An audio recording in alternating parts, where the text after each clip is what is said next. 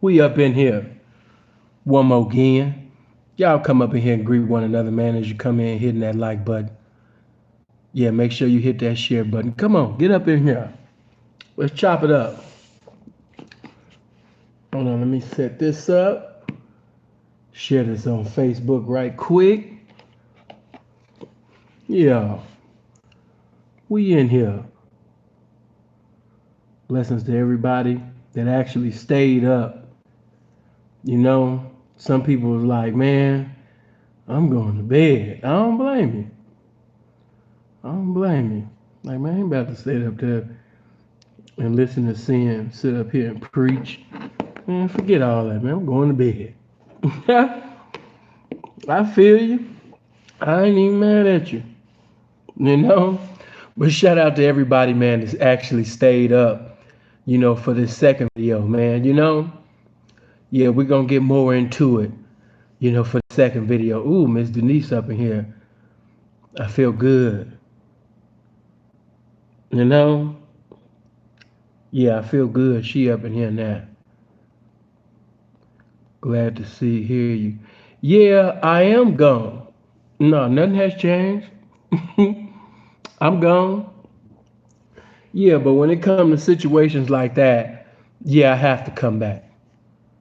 You know, when it's come to, things like, something that's big is DThang, the brother of Durk, getting killed at the age of 32 years old.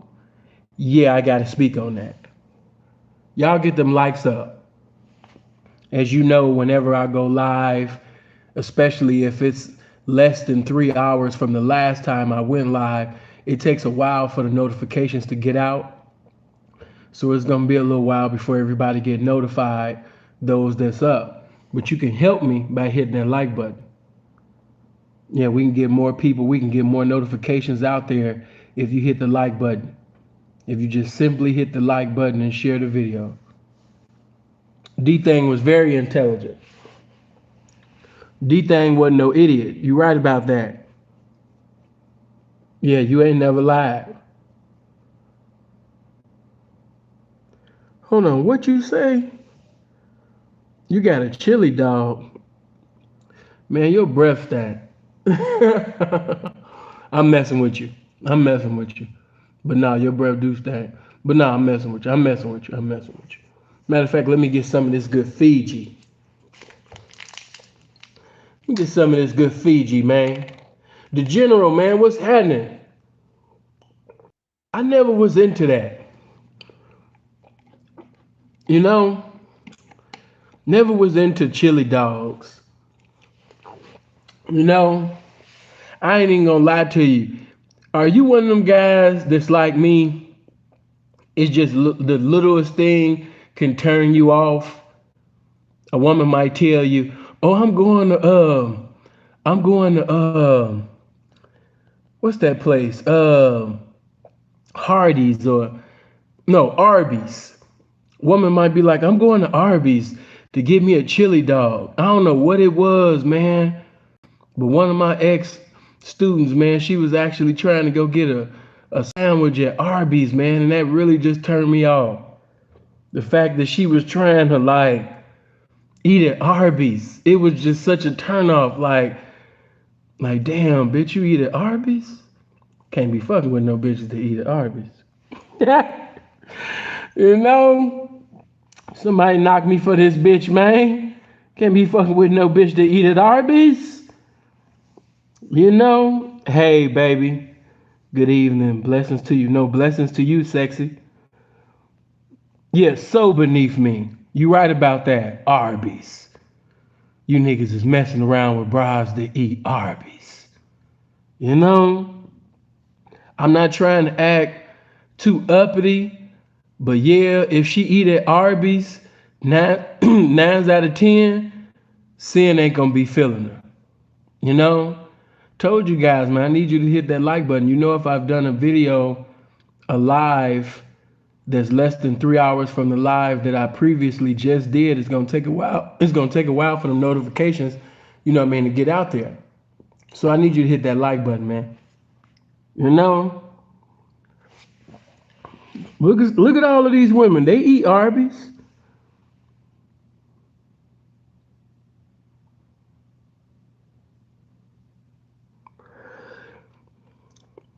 Hold on, let me say that. Yeah, it's a lot of people speaking on the city of Chicago and never stepped a foot in it. Facts. But you know what's happening? We've allowed that. We made provisions for people who never been in the city of Chicago to make millions of dollars off of Chicago. Chicago made DJ Academics is where he is. Part of the reason why he is where he is today is because of the war of Chirac. But I never seen DJ Academics in Chicago.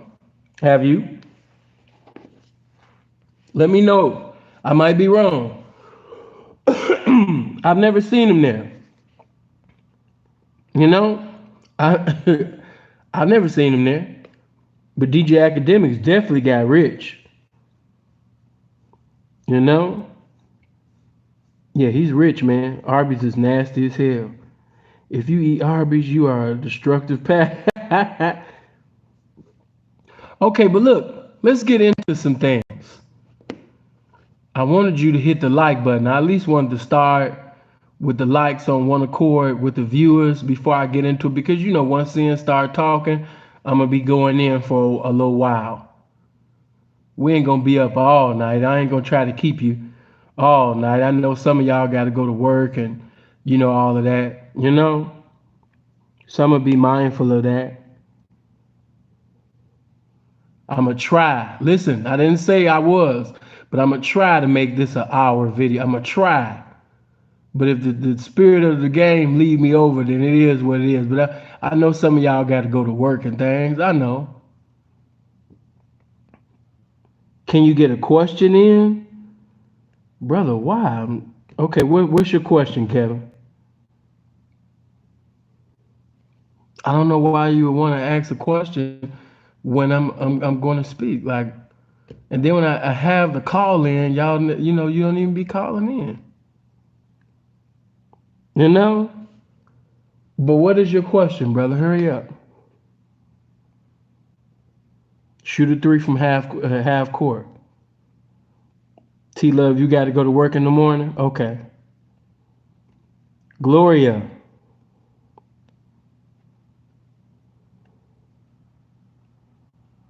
No, this ain't one of them type of videos.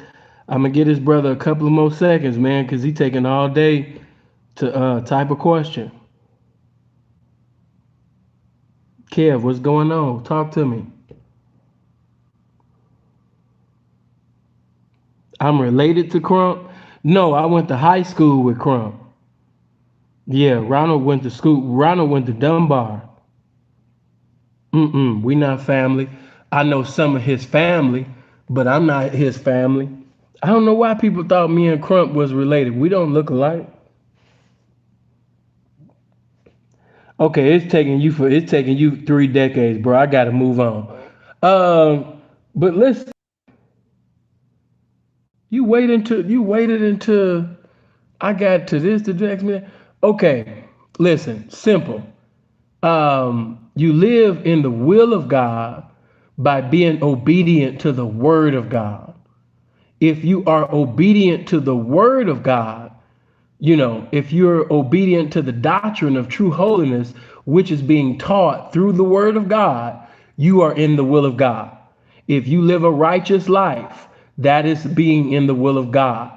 If you keep the commandments of God, if you love him according to you love him with all thy heart, you know what I mean, with all your soul, that's being in the will of God. Abstaining and refraining from participating in unrighteous acts, that's being in the will of God. Not participating in things that can lead to your demise or the demise of others, that's being in the will of God. And when I say participating in things, I'm talking about abominations, oral sex, anal sex, you know what I mean? Yeah, fornication, adultery. You know, abstain from them very things and to obtain and maintain salvation. Yeah, that's being in the will of God. Being in the process of sanctification, that's being in the will of God. doing what God tell you to do. That's being in the will of God. Being obedient to him. That's the will of God. Okay. I hope that you got a little clarity from that. But let me get into this. Um, let's speak on this because a lot of times you guys ask me, questions. You say, Sin, is Lil Durk sacrificing, what I mean, these people? Like if you put in Lil Durk, you just see videos everywhere of everybody talking about Durk is sacrificing this person, sacrificing this person. Like the way that you guys make Lil Durk, y'all make Lil Durk, what I mean, sound as if, you know, he's going in a room of a white man, and it's a white man in a silk blouse, and he's just sitting at a desk with other little white and Jewish men, and Lil Durk, every time he get an album to come out, he come in a room of sacrifice where it's a bunch of white and Jewish men in there, butt ass naked, or they in like silk pantyhose, and Durk just coming there, and they like, you got a new album getting ready to drop. Yeah, you're gonna have to, you're gonna have to make a sacrifice. Yeah, I know. You ready to go bigger this time? And the way y'all make it sound as if Durk bring a notebook full of people in his life, and it's just a bunch of white and Jewish men in there, butt ass naked, and they be like, go ahead. I got a friend named Tay Tay, you know what I mean? You know, I could give you him. He ain't gonna do nothing with his life. You know what I mean? He just got out of jail. You can sit up there and take his life. He pretty much, got his mind made up to gangbang. He doesn't sound like much of anything. Who else you got? I got Shonda. I can sacrifice her. You know what I mean? She got 4 kids. You know what I mean? Shonda ain't doing nothing with her life. You know what I mean? The highlight of her life was she called into Kevin Samuel's show trying to see if she could get a high value man. You know what I mean? But yeah, I could sacrifice her. She got 4 kids, and man, give us somebody else. Who else you got? Boss Top. You mean Broke Top? No, you know what I mean? Boss Top, man. You know what I mean? No, we know exactly. The guy that was stealing Pampers and things over Keith's house. He's cool, but give us another sacrifice than that. We need somebody bigger than that. Come on, Durk. You know how we work. And he just fumbling through the notebook, just seeing who he could go through. Be like, what about Reese? Reese is already getting beat up enough. Maybe next time. Not right now. Not right now. What else you got? Like the way you guys make, you know what I mean, Durk sound. You make Durk sound like he just keep going in a room, you know what I mean, of naked white men and Jewish men. They just sitting at a table. Dicks is out, you know what I mean, booties is out, and Durk just coming there every time he got an album to drop, and he just be like, okay, I could give him up. What about Sinful to P? The YouTuber? He's all right, but you know what I mean? What about I could sacrifice Tommy Sotomayor? He's always bitching and complaining all the time. No, we don't want him in hell right now. No, he's always crying like a bitch. Who else you got, Durk? Come on.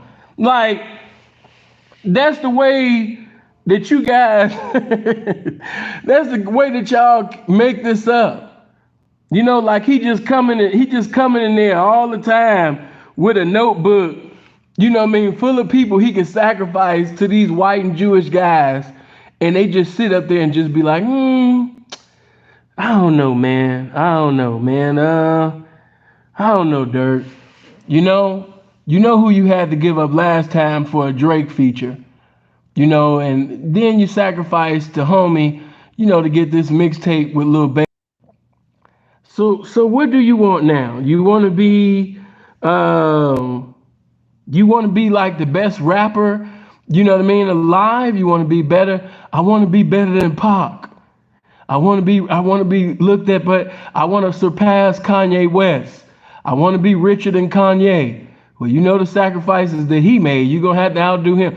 Like the way y'all make it sound as if he just got scrolls of people to sacrifice to these white and Jewish naked dudes in a room. And that's the reason why when people would say, you know, is Dirk sacrificing people, I wouldn't even pay it no mind, you know, because I was like, y'all just repeating things from bloggers and YouTubers. Motherfuckers is just saying things for views. People are really just saying things to get attention and get their views up. So that's why I never really paid it no mind. But after DThang, even after DThang set up there, you know what I mean, and got killed, I began to give it some thought. And no, I would have to say no to the question: is he sacrificing, you know, them the way that you guys think, as far as a ritual or demonic prayer? Like some of you got, like the way that I just described it, that's the way that some of you guys think, and I would have to say no to that. But you know, as far as, you know, actually sacrificing them, when I really actually gave it some thought, when I gave it some thought according to scripture, when I began to allow the word of God to minister to me, and I began to think about the word, then I began to think about the songs that, you know, Dirk has made. You know, because Dirk been dissing for a minute. Now, if you new to, some of y'all new people, so of course you not if you new to Dirk's music, then you probably won't understand a lot of stuff I'm saying. But the first time that I ever, you know, heard of this, because I didn't even catch it at first until Lil JoJo, you know, had brought it up. But I didn't know that Dirk had dissed, you know, I said Dick's Brick Squad. I didn't know. I had to go back. But when I went back, you know what I mean, the L's, and I listened again, he did. You know, and those that know Dirk's catalog of music, you know, L's, that's an old ass song. That's when Dirk, that's the song that put him on. You know, a lot of y'all started listening to Dirk, you know, when he did the Drake feature. So if you just got in tune with Dirk, you know, because of the Drake feature, then of course a lot of things that I'm saying is gonna go over your head because you just got in tune with Dirk, you know, when he did the feature with Drake. So if you just came in when he did the feature with Drake, you wouldn't even know what I'm saying right now, because you too much of a new booty. But when you sit up there and go back from ancient times to recent times, you would be like, damn, this nigga Dirk been dissing from Genesis to Revelations and damn near every song. You just didn't catch on to it. But you know, when you go back and you listen, you be like, damn, he dissing Keith right there. Damn, he dissing 051 Melly right there. Damn, he dissing Crump right there. Damn, he dissing Duck right there. Damn, they don't even try to hide when they diss Tuka. You know, but he's been dissing for a while. You know, this is just what he does. Now, this is what I'm gonna tell you guys. Lil Durk has definitely became an artist. And what I mean by that is he doesn't need to diss dead ops or ops in order to have a good career. He's actually a good artist. He can make good songs without saying the name of one op. But what I will tell you is when you diss the dead and when you diss an ops, it's almost like an easy layup. Let me just explain. You could be the weakest rapper.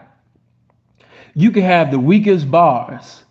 But if you diss dead ops, you sitting over there dissing, you know what I mean, the dead, over a nice instrumental, man, you could be saying a whole bunch of bullshit, but it's still gonna sell. It's still gonna get you some good streaming. You know, it's like an easy layup every time. Dissing the dead is as easy as being just shooting open layups. Just imagine Kwame Brown's whole career if all the shots he took were open layups. If all the shots that Kwame Brown took were open layups, he would have never been what you would consider a bust. He would have been averaging 30, 40 points a game. Why? Because it's open layups. You know, anytime that you dissing, you know what I mean, dead ops, anytime that you know what I mean, being disrespectful, you put music out there that's disrespectful, that's like an open layup. You're going to sell every time. You're going to get some good streams every time. Why? Because you're sitting over there, you know what I mean, dissing dead ops. Imagine if 051 would have became a rapper.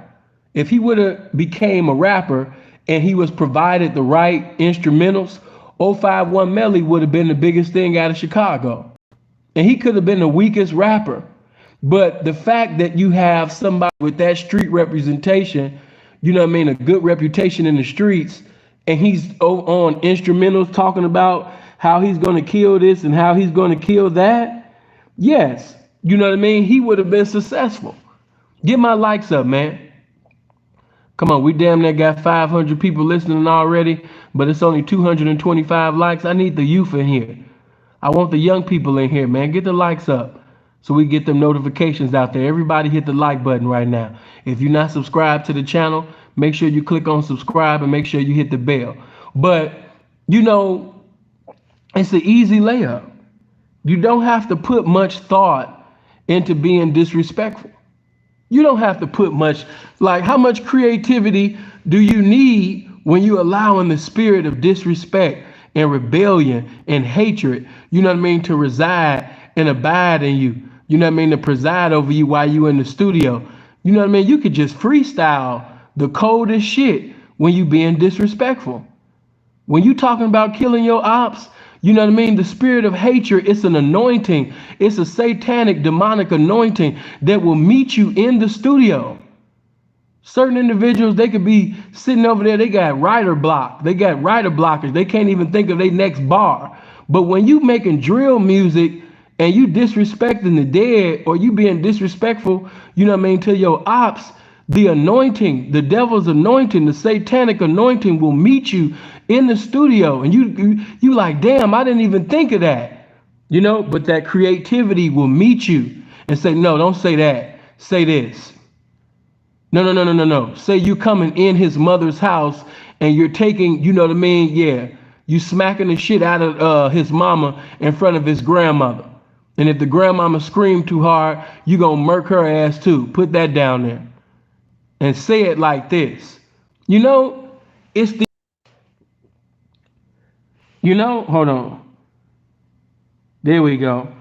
You know, just like, you know, man, God has his anointing, the devil has his anointing too. And if you go in that studio and you hear different demonic, you know what I mean, instrumentals and things like that, you know what I mean? And you begin to think about, you know what I mean, different ones, different homies that done got killed, you know, or you think about certain times when you done caught certain niggas slipping. He didn't even know you was coming. He didn't even know that you, like, you know, that surprise look before you take a nigga's life. And you just see that look of surprise on his face. You know, he was being disrespectful to you on the internet. He was calling you all type of bitches. He was saying BDK or GDK. He was being disrespectful. He was calling your mama a bitch, everybody in your family a bitch. And now just to have a gun dead in his face, you know what I mean, and he pissing on himself, he's shitting on himself. It's a mental climax that'll come over you that Webster's Collegiate Dictionary can't define, you know? And I could just picture certain rap, I could just picture certain, you know what I mean, bangers in the studio thinking about these certain things. So, of course, some of y'all love, hold on, there we go. Of course, some of y'all love certain drill songs, you know what I mean, because it was the devil's anointing all in those particular songs. Of course you was gonna like it, you know. So when Lil Durk made certain songs, of course you know what I mean, you loved it. Of course you replayed it. You know, some of y'all got so caught up, you know what I mean, and you know, the way the beat drop and his delivery of the music, you didn't give a damn about him dissing Tuka. You didn't give a damn about, man. Tuka been dead, man. Tuka damn near been as dead as Jesus was crucified. You know how many years Tuka been dead now? And niggas is still speaking on his death. Niggas is still being disrespectful towards him. You know what I mean? With his mama still living and she still got to deal, you know what I mean, with that disrespect. You know? But the reason why I would have to say, you know, that you did sacrifice, you know, yeah, we're going to have to keep that thing real.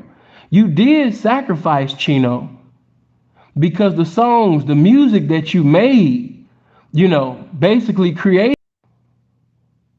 Niggas knew they couldn't get to you, so they had to get to that which was close to you. So they took Chino. And just to keep it real, Chino he wasn't no problematic dude. Chino was not no problematic dude. Chino wasn't starting no wars.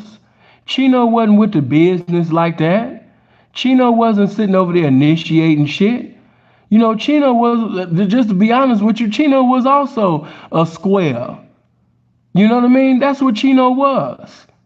And the reason why Chino is dead right now is because of the music that, you know, Durk was making. And dead ops. Being disrespectful. Talking about shit that you never gonna do. Because let's just be 100. Durk not about none of that shit he be talking about over them instrumentals. You know, but it sounds good. It sounds good over them instruments. It do. It really sound real good. But he's not about any of that. He don't have a reputation for that. So of course, you would have to say it's because of this and the dead ops, because you never killed the op. You never did nothing physically to them. But because of the music that you made, you compelled, like I keep telling y'all, you know, certain people are killers because they, you know, took a life in their own hands. Then some people are killers because they picked up a gun and pulled the trigger. And then you got some people that's killers because they went in the studio, jumped over an instrumental and said some things, you know what I mean, that resided and abided in the mental of the impressionable youth. And so the youth who don't have a father, don't have an uncle, you know what I mean, or something in the house, you know, hearing this bullshit, listening to this shit, they think that this is the shit to be, you know what I mean? So after hearing that, they was compelled to go out there and go do some shit, you know, because these are impressionable minds. So even though you didn't take a gun and pull a trigger, you created songs that gave inspiration, you know what I mean, to help the youth get to that last destination called the graveyard. Yes, you are a killer. You know, you're actually a greater killer than 051 Melly. You know, now, of course, you didn't physically do the things that 051 Melly did, you know, but your music, you know, to the impressionable minds, you know what I mean? You basically you created the soundtrack, you know, for the life of murders and for people to get murdered, you know. So, yeah, you just not in the physical category, but you definitely in the category, you know what I mean, of murders, you know. Also, you have to understand that many people said to themselves, okay, that's how I get out of Chicago. Okay, that's how I get that chain. That's how I get that ring. That's how I get them bitches. That's how I get them followers. I got to sit up there and do what Keith did. I got to do what Durk did. You know what I mean? I got to do what these niggas did, you know what I mean, to do that. I got to get disrespectful. I'm going to have to make the most outlandish, rambunctious, foolish, brutish, you know, dumbass music that I can make. I need to just get over on every instrumental and just say whatever the first thing that come to mind. You know, whatever the most disrespectful thing that I can say that come to mind, that's what the fuck I'm going to say, you know, to get on. So, of course, a lot of guys look in Chicago, and of course, the ops, they're not going to admit it. But even the ops, they got inspiration from looking at the success, you know, of Keith and Durk, you know, and different ones, you know what I mean, and say, man, that's okay, that's how I get on. You know, that's how I sit up there, you know what I mean? Hold on. There we go. You know what I mean? That's how I get on.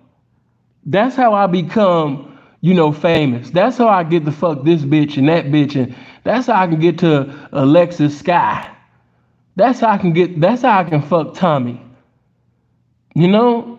That's how I can sit up there, and fuck, Sweetie. I gotta make the most disrespectful music, on the planet. I gotta go the extra mile. I gotta be super disrespectful. And if I come up with some shit that's more clever and more disrespectful than him, then yeah, I can get that clout. So yes, I would have to say that, you not only played a part, in murdering, but the point where, where I'm talking about sacrificing, because after Chino got killed, and you know that Chino's murder was because of you dissing in your songs, and you kept dissing after that. After Chino got killed, Durk did not stop dissing. He actually started dissing more. Durk didn't say, okay, Chino got killed, so I'm gonna leave this shit alone. No, Durk kept on dissing even more after Chino got killed. So when we say, a sacrifice, meaning that, you had to make this you had to make this type of music in order to become successful. You knew that by dissing Opps, by being disrespectful, to the Opps and dissing the dead, you knew the consequences that came with that, and you yet and still kept making that music. If you know that the consequence of this song or the consequence of this album or what have you, could lead to a brother, a cousin, a friend, getting killed, and you still make that song, you still put that album out, yes, because you knew that, this could lead to the life of a family member. You knew that by saying Duck's name, that this could lead to a friend or a family member getting killed, and you still put it out there. So I would have to say that if an individual knows the consequence is death of a family member or a so-called friend, for putting this song or putting this album out, and they put it out anyway, just so they can obtain and maintain prosperity and popularity, yes, then that person got into a continuity of making sacrifices. They might didn't go in no room with a white and Jewish man that was butt ass naked, and they doing gay rituals and shit. And that might didn't take place. But I'm not even arguing about that, But my thing is, if you knew the consequence of this can lead to somebody in your camp or somebody that you love being hurt, and you yet continue to still put out that type of music, then yes, you're sacrificing your family, you're sacrificing your friends in order to basically live the type of life that you want to live. That's irrefutable. That is irrefutable. That's irrefutable. Now we can negotiate or we can debate on whether or not he doing rituals or whether it's some homosexual things taking place or whether he's doing demonic prayers and all of that. That's debate. But what's not up for debate, what is incontestable, all that other shit that y'all be talking about, that's up for debate. But one thing that's not up for debate that we can clearly see that Durk does is you continue to put out music that you already knew that this could lead to somebody in your camp, somebody in your family being killed, and you put it out anyway. Yes, that's a sacrifice. That's a sacrifice. That is a sacrifice. Hold on. Okay, man, let me help you guys. It's too many lames coming in my comment section. First of all, you guys that's be in my comment section, you little comment section warriors, you don't know what you're talking about. Some of y'all be in the suburbs. Some of y'all be, living with your mama, and you over the age of 30 years old. I'm a grown ass man having it my way. You think that Sinful to P gonna listen to you? You think that what you gonna say in the comment section is that powerful that you can influence me? Now you just said that I'm a pimp. So you being a square, Do you think that you gonna actually say something out that little ass mind of yours in a comment section to basically say, you know what? You right, bro. I'ma just delete the video. Like, think about that. You got to be the dumbest motherfucker. I'm probably one of the most arrogant motherfuckers that you've ever met. You not, you know different, you know different than a bitch that keep running her mouth after the man told you to shut up. You know this man not gonna listen to you. You know, women that's been involved with me, they know that it take God to deal with me to listen to them. I'm a very honorary man. I'm egotistical. Not about to listen to you. And a nigga that's in my comment section, I'm looking at you just like that bitch trying to get my attention and trying to like speak a word to me. Like, I'm not gonna listen to you. What's wrong with you? What's wrong with you, man? Some of you niggas can't even change your credit. How you gonna change my views? You can't even change your life. You can't even change, you can't even change that negative, you know what I mean, to, you know what I mean? You can't even get your account out of the negative. You can't even change your account from being in the negative, man. How you gonna change my views? Oh shit. Before I continue on, man, get my likes up. 735 people listening, and it's 322 likes. Man, quit playing. I need more young people in here. I need more, you know, man, I need more young gangsters. I need more, you know what I mean, up in here right now. I'm talking to the streets. I'm talking to the city of Chicago right now. Hit that like button right now. You know, ignorance is going viral every day. Stupidity is going viral every day. Porn is going viral every day.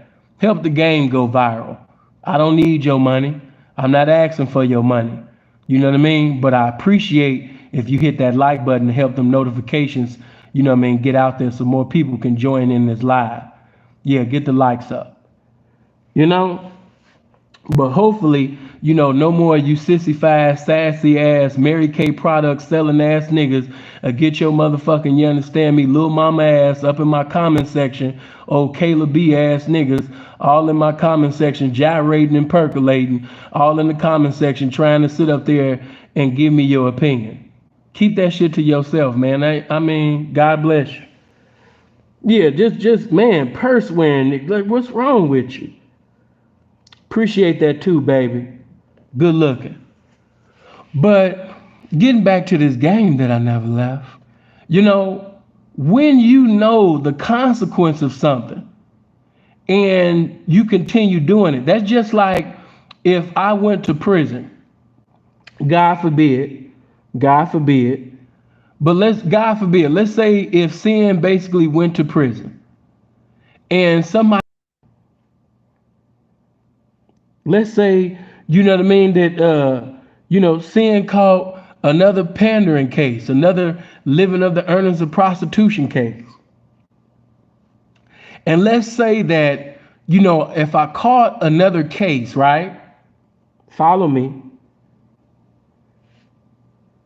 There we go. You know, let's say, you know what I mean, that I caught a case. And then when I sit up there, you understand me, and catch this case, you know, somebody, if they ask, they say, damn, so did sin sacrifice, you know, his freedom? Yes. If you knew that the lifestyle that you're participating in is contrary to the law, and you still participated in that lifestyle, you know what I mean, to have it all in the game, yes, you sacrificed your freedom. Did you hear what I just said?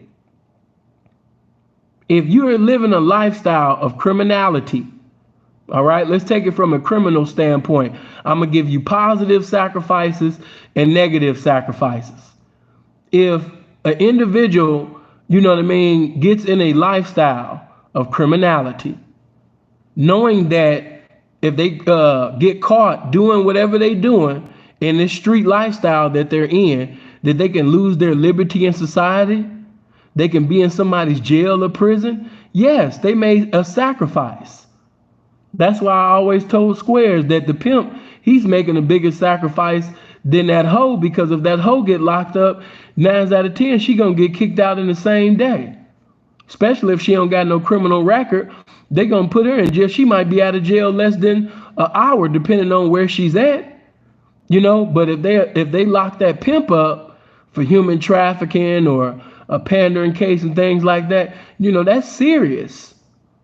He got way more to lose in this regard than the woman does, because she's endeavoring to get felony money by basically committing misdemeanor charges, and he's endeavoring to get felony money, but he's facing felony time. He's facing forever and a day.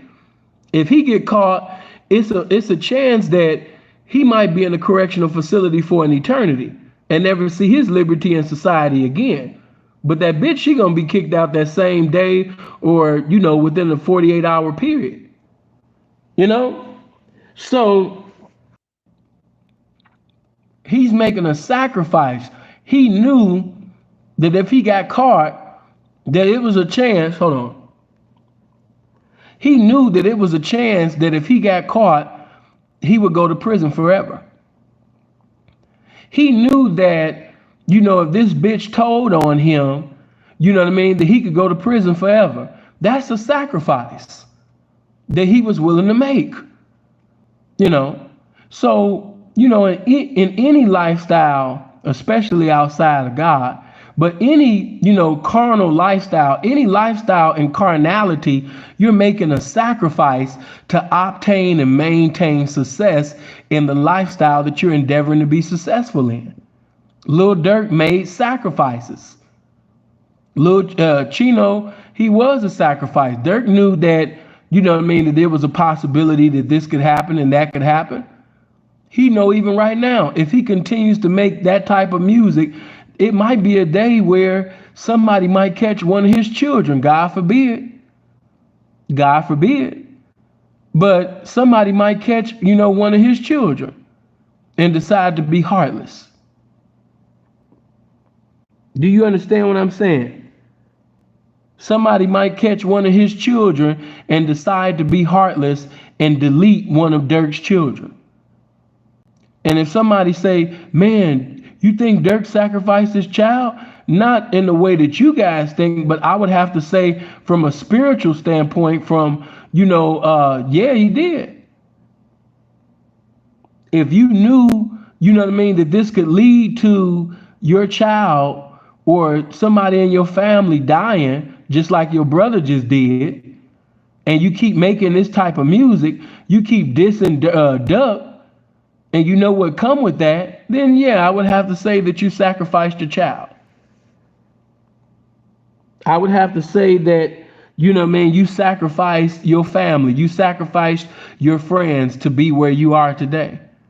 Chino was not no problematic dude like that. No, he wasn't. Chino was another chill type dude. Chino, in that regard, in that capacity, had similarities to DThang. They were both chill type dudes, but guilty by association. Guilty by association. Both of them went to the last destination called the graveyard. Neither one of them are here simply because of who they were involved with. And one thing I'm gonna have to say to the individuals that's around Durk, they know the consequences of being involved with Durk. I'm not gonna put all the pressure on Durk. Let's just keep this shit real. Some of them, they know the consequence of being with Durk. You could be killed being with Durk at any time. You could get killed just by being in a video. Do you understand? It's so dangerous. It's so dangerous to be with Durk that it's a green light on anybody involved with him. It's just a green light on anybody involved. You could be in a music video. It don't matter. It's a green light. It's a green light on anybody that basically, especially if you in a video or a song where he was dissing, a op, and you could just be singing the chorus. You didn't even say nothing disrespectful. But the fact that you sung that chorus, or the fact that you was trying to look cute in the video, yeah, you're a candidate to get killed. You know, you are a candidate to get killed. So yes, I would have to say that Chino was sacrificed, and I would have to say that when it comes to Nuski, Nuski was a square. Nuski was another one that was a square. Nuski was a hooper. He wasn't no killer. That's why, and then to keep it all the way 100, you knew that your cousin was a square. You knew your cousin wasn't built like that. And then he coming out because Durk really wanted Nuski to be the way that y'all see Vaughn. That's how, Durk wanted everybody to see Nuski. He wanted Nuski to be in that position. He wanted Nuski to be big, like that. But Nuski wasn't no street dude like that. Nuski actually was a good kid. He had no business coming out with a project called Nuski Got Strapped. He had no business. And see, like I can't say this enough. You know what I mean? Not only you came out with a project called Nuski Got the Strap, and then you get killed by the strap before the project even come out. Hold on. There we go. Before any of them come out, and to your question, you have to understand that a lot of these guys I'm talking about, they're younger than me. I'm really from the Crump era. You gotta remember that lets you know that I'm older than these guys. The guys that I be talking about, I know a lot of their older brothers and cousins. You know what I mean? When I was coming up in Parkway, these niggas was little boys. Facts. When I was coming up in Parkway, wasn't no old block. It was just Parkway.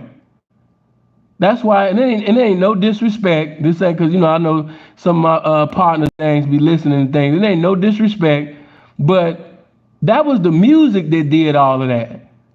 Cause I ain't gonna lie, you can get your issue, you could get hurt, but coming up, no, I didn't, and I got jumped in Parkway. This is coming from somebody that got jumped in Parkway.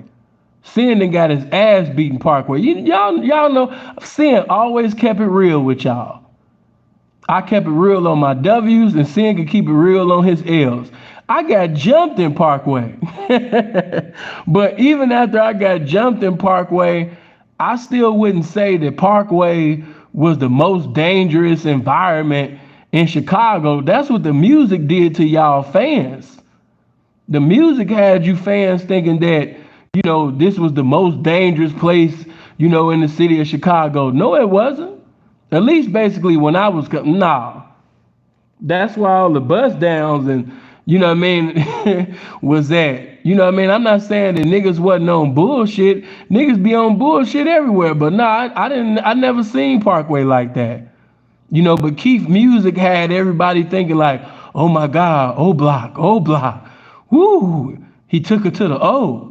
Like, bitch, that ain't no privilege for a nigga to take you to the O.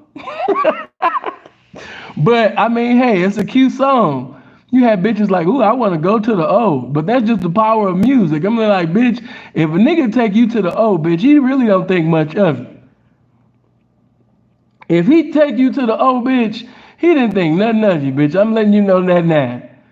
You know what I mean? If he take you to one of them little restaurants around there on King Drive and get you a piece of puff sandwich, and then he try to get you a piece of puff, and he not even gonna share the fries with mild sauce on it, and he try to take you in Parkway to the O, as y'all like to say, the fuck, bitch, he didn't think nothing of you. He didn't think nothing of you. Hold on, partner. We ain't doing that up in here. Don't do all of that. Yeah, bro, thank you. All of that BDK, GDK, we not doing that up in here. Y'all do that in them other platforms. Some of y'all live with y'all mama, bro. Come on. your keyboard sticky from you masturbating. That's all you do is stay in your house and order food, eat food, and jag off, and your motherfucking keyboard. Some of y'all know that you know what I mean. Sit your motherfucking square ass down, man. You know what I mean. Knock that shit off, man. I'm so tired of y'all doing all of them catching bodies on the keyboard. Every time you, every time you get on social media, it's always GDK this, it's always BDK this. You know what I mean? You just be gang banging, and you live with your mama. I don't know why. I don't know why y'all be doing that. Your whole room stank. Whole room got socks and drawers and empty milk cartons and shit, all in your damn room and shit. And you talking about GDK and BDK? Look at your life. You, if anything, you life K. You a life killer. You already killing your life. Hold on. Niggas over here with nasty ass sticky keyboards and shit. Ain't getting no pussy. Ain't killing nobody. Ain't killing no pussy. Ain't killing nobody. Ain't killing nothing. Ain't gonna kill nothing. Ain't gonna let nothing die. Stop it. Just come up in people comment section on YouTube, just acting tough. Lil mama, sit your ass down. Y'all be doing too much. You know, knock that shit off, man. Robbing them fucking ass up in here. Talking about she sounded like old girl from South Central. If I knew you was getting out, baby, I would have did my hair. You know? OG Bobby Johnson's baby mama and shit. Bobby, why you ain't tell me you was getting out? I would have did my hair. Oh my God. Why you didn't tell me you was live? I would have came. Get your ass on. But no, man, getting back to this game that I never left. When you are in the city of Chicago, you know what I mean? And of course, other cities be getting mad because we always talking about our city, and y'all always want to fit in. That happened everywhere. That happened everywhere. It could happen everywhere. Listen, let me say this. You could get your issue anywhere. That's true. But what is the probability of that happening everywhere? Like, think before you speak. Like the city that you're looking at right now, you're looking at the square one area of Mississauga. Do you see GDs and BDs killing each other outside? Just look at my area. Do it look like when I step outside, do it look like I'm in fear of the Opps? Huh? Do it look like when Sinful going outside, I'm like, damn, is that nigga from THF? Yeah, I think that's that nigga from THF, man. Shit. Oh man, this is one of them niggas from 051. No, man. Hold on, let me duck right here. I'm about to get this nigga. I don't go through none of that. You know? I don't go through none of that, man. You know what I'm saying? You know, I'm not trying to paint a picture to you like I'm just living hard times. I'm not trying to create a picture in your mind like I'm just really going through it. Like it's every time I walk outside, the Opps is just killing each other. We just shooting each other. We just pulling guns on one another and shit. You know, like no, I'm not trying to create that lie to you. I'm not going through none of that shit. I live in a very safe neighborhood, as you can see. I'm in a very safe, put up environment. Touch somebody and say, I'm put up. No, I'm not trying to be where the gangsters is at. No, I'm not. See my neighbor, I'm put up. I be in environments where if you want to get up at 3, 4 in the morning and go take a run, if you want to jog or you want to run, you can do that. I be in them areas. I'm put up. How come Sin ain't never got robbed in his life? How come Sin ain't getting married? Baby, I'm put up. Don't you understand that God has put up his anointed? Baby, I'm put up. You know, your favorite rapper, he's dead, but hey, I'm put up. I'm sorry, your baby daddy was a real nigga. You know, he didn't get to see the age of 30. He's dead. You know, man, I'm 37. I'm still, baby, I'm put up. Touch somebody and say, I'm put up. I'm not trying to prove to you that I'm hard. I'm not trying to prove to you that I'm a gangster. I'm trying to prove to you that I'm put up. I have great credit. My bank accounts are in good standing. I'm having it my way. I'm making good legal money. I'm put up. I'm put up. I'm not trying to sit up there and, prove to you niggas I'm a gangster. I'm 37 years old. That's not my life, sir.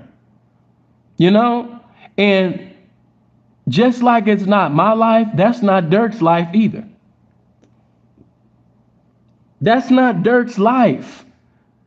That's why it upsets me, because you don't live that type of life, bro. You have millions of dollars. Nigga, you have millions upon millions of dollars. Hold on, there we go. Facts, I stay put up and tucked. Right, baby. Me and you both. Matter of fact, your profile picture, you know what I mean, is real cute, Miss Brianna. You need to be put up and tucked in and all of that. You understand me, with this pimping. Yeah. But yeah, man, I'm not trying to, I'm too old to try to prove to you how gangster I am. The bodies that I caught. I be seeing, I'm not even gonna bring that nigga name up. Niggas be on YouTube in their 40s trying to prove to people on YouTube that they got bodies. Just look how dumb that is. You damn near 50 years old.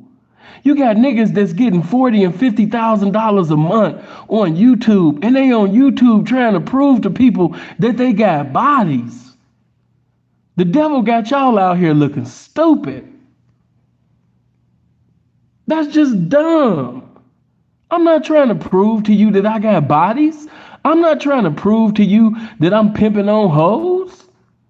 No, nigga, I'm endeavoring to be more put up. Saying, why do you want more money so I can be more put up? Saying, why do you desire to be a billionaire so I can be more put up? So I can put my family up. So I can move my whole family out of the city of Chicago, and I can sit up there and put them up. I've been hood rich. I know what hood rich feel like. You know what I mean? The hood rich shit, this is cool, but I really want to be a billionaire so I can put my family up. So I can put my friends up. I want to sit up there, you understand me, and put my family up, man. That's what I want to do. Hold on, bro. Hold on for a minute. Damn. I accidentally timed the homie out. My bad on that. But Minister, slow down, bro. Wise TV, he didn't say nothing that deserved to be yeah, I unhide him. Hold on for a minute.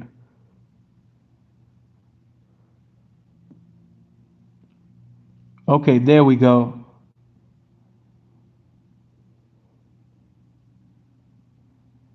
My bad, my bad to the homie. I had hit him. And yeah, I know you cool, stay fly.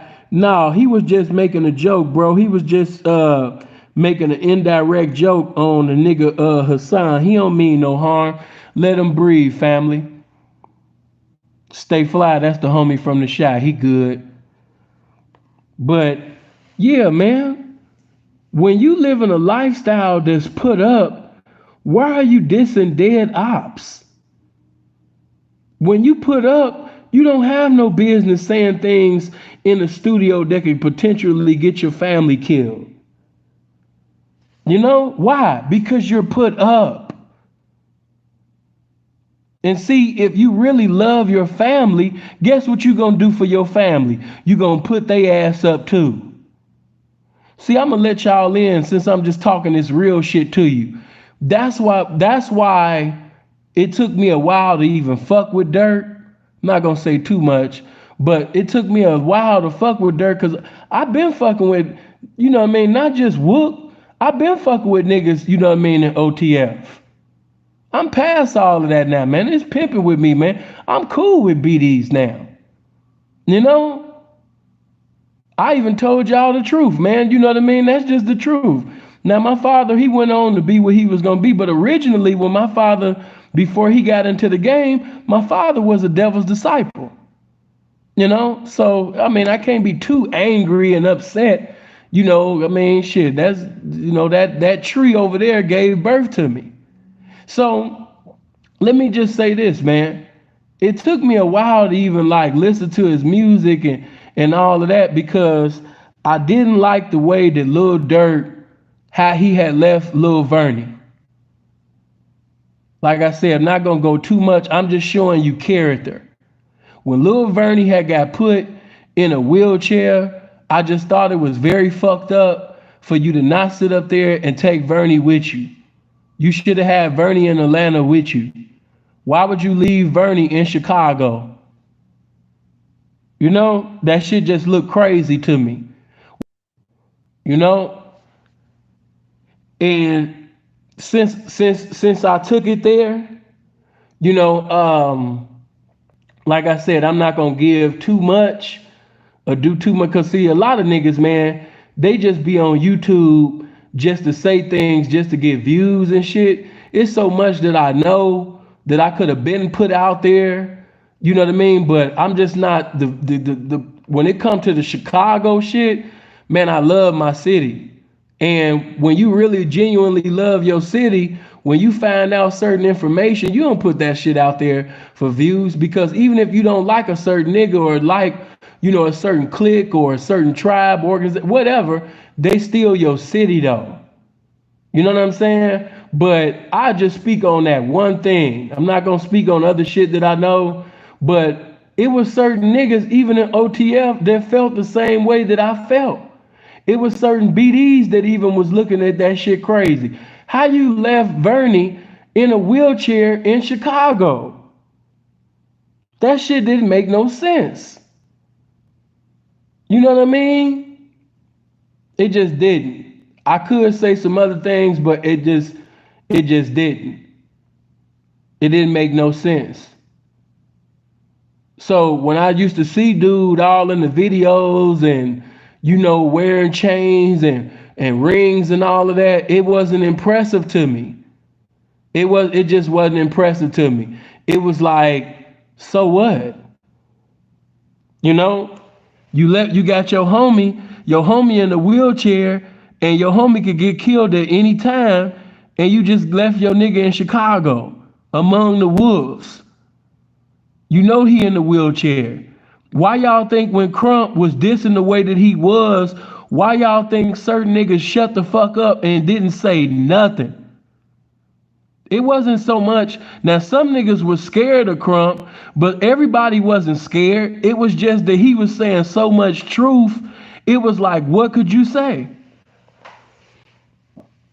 Everybody wasn't scared of Crump. Nah, some niggas was, but some niggas just knew that even though he on the opposite side, you know that this is real what he's saying. Because when he was dissing Vernie, of course, I was looking at Crump, you know, because I ain't gonna lie, that shit in that wheelchair and all of that shit, that was clownish. That was very clownish of Crump. It ain't no way, even if you like Crump, you could be family of Crump, but to be all in the wheelchair, you 30-something years old, and you in a wheelchair, and you putting all of this shit all on the internet and all of that shit, my nigga, that shit was goofy. See, let me just sit up there, man, and tell you niggas like it is, man. When you fucking with people that really love you and really fuck with you like that, when you do some bitch ass shit, A real nigga that love you, he gonna tell you, my nigga, hey, my nigga, that shit ain't cool. See, it's a difference from having yes males around you and really having a man that got his own mind in your circle. And that's what Kanye and that's what Durk and all the niggas got. They got yes males. Niggas got a whole bunch of yes males in their circle. Cause ain't no such thing as a yes man. You know what I mean? Niggas got yes males. Yes males in their circle. But if you got a real nigga that's gonna call that shit out and let you know, you don't get rid of that nigga. I know if I do some bullshit, if I say some bullshit, I know Freeze will call me out on it. He know I'm gonna do the same thing. A real, genuine friendship and brotherhood. Bro, I appreciate that 10. Good looking. You know what I'm saying? That's when you got a genuine brotherhood. A nigga that's gonna sit up there, you understand me, and call you out on your bullshit. Durk don't have that. Now that he has money, he got more jewelry and shit like that. Instead of niggas telling him the real and giving him this real shit, niggas is yes males. I don't know no other way to put it. Whoever basically take back, you know what I mean, sin said, I mean, it is what it is. That's some yes male shit. Because if I was next to dude, first of all, I wouldn't even be next to dude. Anybody know me, my ego bigger than this world. So I don't give a fuck about a nigga money. But I'd have been told, dude, like, you not even living that type. You never did live that type of life. You never was like that. Not only are you not living like that now, but you never was. Why you keep calling Duck and all of these niggas out, bro? Leave that shit alone. You was doing that shit in the beginning to get on, and now that you own, leave that shit alone. You not in harm's way no more. Make some songs with some pop artists or something. Go for that real big bag. Do another song with Drake. You know what I mean? Do that. But leave all of that shit, man. Leave that shit alone. You know? Niggas gotta start calling niggas out on their bullshit and stop saying that, oh man, you know, I wanna tell the homie that he wrong, but I need this feature. I wanna tell the homie that he wrong for doing this. I wanna tell the homie, man, that he wrong for saying this. I wanted to tell him, man, that wasn't a wise move, but man, the homie just gave me 20,000. The homie just gave me 20,000, man. I never had 20,000 before, you know, at one time in my life. And see, that's the problem. Niggas got niggas around them that ain't never had no money and attention before. So of course, you know, this is their life. You know, you got a bunch of them niggas, man. They know that outside of this rapping shit, they wasn't gonna be able to go get no career or job.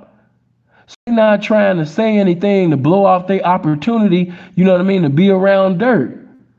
And that's fucked up that you gotta sit up there and swallow your pride and you can't say, you know, when what you supposed to say, you can't correct the nigga when he wrong because he done bought you. He done bought you. He could just say and do anything that's wrong. He could do lame shit right in front of your face, but you can't say a goddamn thing because he gave you a chain with diamonds on it and you want to keep going live with it and shit. You know what I mean? That shit gay as hell. It's certain niggas that used to be real niggas, but they not real niggas no more because they got bought by real money. Facts. Niggas used to be real niggas, but due to the fact that they got followers and a couple of dollars now they done changed up. You know, they done changed up. You know, but anybody that's just a real nigga would have just been like, you know what, bro, I ain't telling you how to do your shit, but out of love, not just for you, but just love for the whole fam. You know, leave that nigga alone, bro. You know, his mama still living in all of this shit and, You know, she got to hear this music. You already know when you put a song out, you about to have millions upon it, millions of views, bro. Why sit up there and diss, you know what I mean, somebody's son? You know, he dead, bro. He not even thinking about you, bro, but you still thinking about him. And that lets you know, I keep telling you that. That lets you know how lame a nigga is. If he got millions of dollars, he can have any bitch he want. He can trick on any bitch he thinking about this nigga that's dead. Now make that make sense to you. Niggas around here driving around phantoms. Niggas got double R's. Niggas got millions of dollars worth of jewelry. You know, niggas got over $1 million worth of jewelry. Niggas got a big old house, you know what I mean, in Atlanta. All the cars that a young ghetto nigga would want. But you still thinking about niggas that's dead. How lame is that? Bro, that shit lame as hell. That's lame, bro. Ain't no way of getting around it. You got all of the money. You can fuck any bitch that you want to fuck. You can live anywhere you want to live. And you thinking about a nigga that's dead? That's lame. Ain't no way else to call it. It's lame. That's some lame shit. If you sit up there, you put, even if I wasn't in the game, you put me in that position, you think I'm gonna be thinking about some dead niggas? No. I'm not, they not thinking about me and I ain't thinking about them. We ain't thinking about each other. You know? So let me see, hold on. Let me see, bam, here we go. So I would have to answer that when it come to Chino, when it come to Nuski. As you know, like I said, Nuski had a project called, you know what I mean, Nuski with the strap, and then got killed by the strap before Nuski with the strap came out. And you thought, some of y'all done seen that picture, you know what I mean, with Durk, you know what I mean, looking, you know what I mean, like, you know, he's looking very hurt in that picture. He had just found out, you know what I mean, that Nuski had got killed.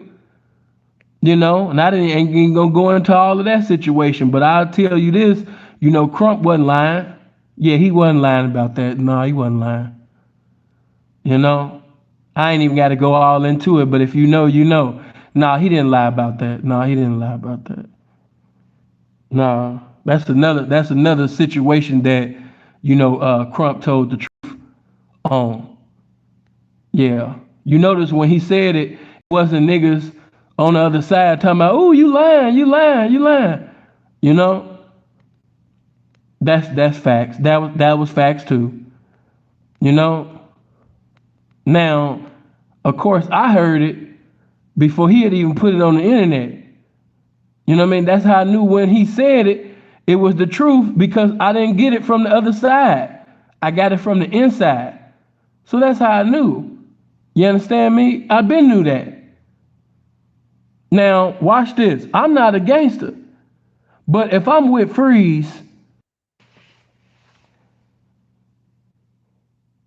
I'm not going to leave my brother. You know? Yeah, I'm not going to leave my brother, man. If my brother, something happening to my brother, and especially I got that thing on me, or if my brother had the thing on me, and if it's anything that he could do to prevent me from getting killed, or if it's anything that I could do to prevent him from getting killed, you know what I mean? I'm going to do it. You know? But I mean, hey. But like I said, man, dude make good music. He make good music. I can't take that, you know, from him. I just wish he had stopped, you know, doing all that dumb shit and let that shit alone. Now, that's done away with. And as far as Vaughn, you know, Vaughn pretty much people. I seen one YouTuber say that Durk took a page out of Vaughn's book. No, nigga, Vaughn took a page out of Durk's book. Nigga, Durk was already dissing before Vaughn was even heard of. I don't know where y'all got that from, talking about Durk took a page, you know, out of Vaughn's book. No, he didn't. Vaughn just had a street reputation. But as far as dissing goes, nigga, Durk was dissing before Von was even heard of. What are you talking about? You know? What are you talking about? He been dissing. So, Von, of course, he wanted to took of this and took of that. I get high as duck. You know, who is Tuka? You know what I mean? We just know we smoke them a lot. Like this is just, normal amongst them. But like I keep telling you, when you make songs like this, and the consequences could be your brother, your sister, your mother, your father, your friend, getting killed, and you knew the consequences of that, and you still chose to put the song out, then yes, you did sacrifice your people. DThang is not no longer here. Cause now I'm gonna say this. Yeah, Durk did create, the atmosphere, the temperature for that to happen. But what I will say, DThang was smarter than that. DThang never should have been where he was. I don't know what the fuck DThang was on, but he should have never been in that environment, period. He should have never even been there. It fucked me up, just to hear that DThang was in that environment. I was like, what the fuck was he over there for? I think he got killed on 79. Why are you there? Please don't tell me that you had the double R. You was over there in the Rolls Royce, over there on 79th Street. Please tell me that. Because at first, niggas was telling me, that because they debating, I've been hearing so many stories about, him being dead. Some people were saying that, it happened in Harvey. Some people saying it happened in Chicago. And I'm telling you that it shouldn't happen. That's what I'm telling you. So even they can debate over the location. Sinful telling you that no matter where the location was, the situation should have never happened. I'm telling you that somebody got the drop, on bro. That's what I'm telling you. That's just common sense. This ain't common. Somebody was paying attention to DThang. Somebody was paying attention to DThang, and put that out there. And once that info got out there, it was handled. And what's so cold about it is he was just going back and forth with Ruger like 2 days prior. I don't even think it was a whole 48 hours that, DThang was actually responding, to Ruger, because Ruger had sit up there, got into the DM of Durk and posted some screenshots and, all of that shit. I like Ruger, but at the same time, Ruger wasn't posing, the way he post, you a solid dude, Ruger. Like, I ain't gonna get into all that, but that shit looked goofy. It looked to fan the fuck out. He should have never done that. And so, DThang was responding back to him, letting him know that, Durk been dissing, which I could have told him that.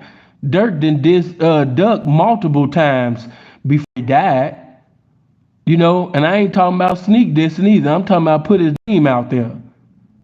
If you give me time, I could find at least like 2 or 3 songs, with Durk done diss Duck, not indirectly, but very directly putting the name out there before he died. This is just true. Facts. Ain't Durk BD. Yeah, Lil Durk is a BD and Big Durk is a GD. And that's another thing I want to show you. Ain't that crazy how something can... Hold on.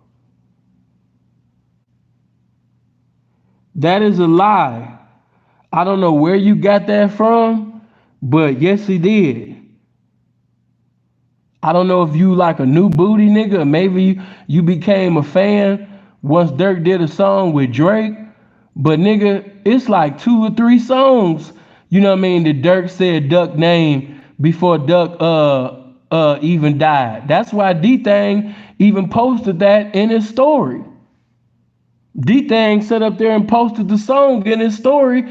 Matter of fact, if you put it in your search right now and you put in DThang responding to Ruger, you gonna see that DThang posted one of the songs. But it's more songs than that. It's like a good 3 of them. I just would need time. I mean, of course, I can't, right off the top of my head, remember the names, but the melody and everything is in my head right now. Like the nigga sat up there and dissed Duck a good 2, 3 times, nigga, before Duck died. That's not true.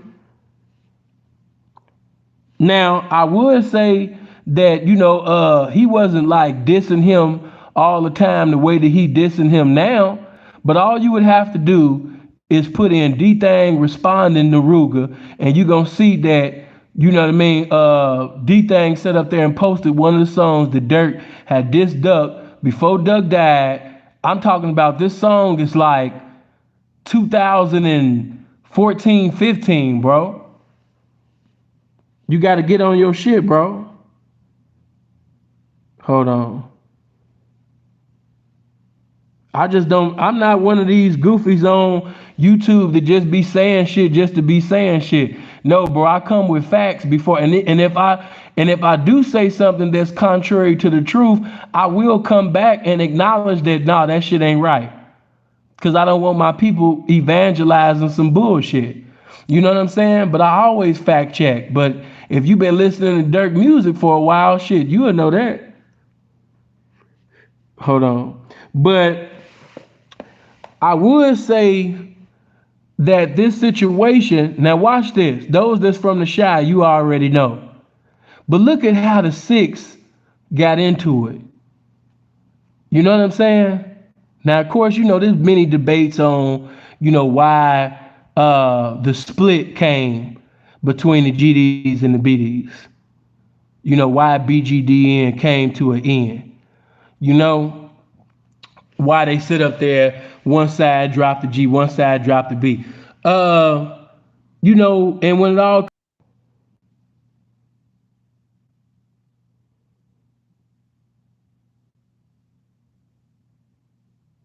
Oh, okay. You wasn't a big Durk fan. Okay.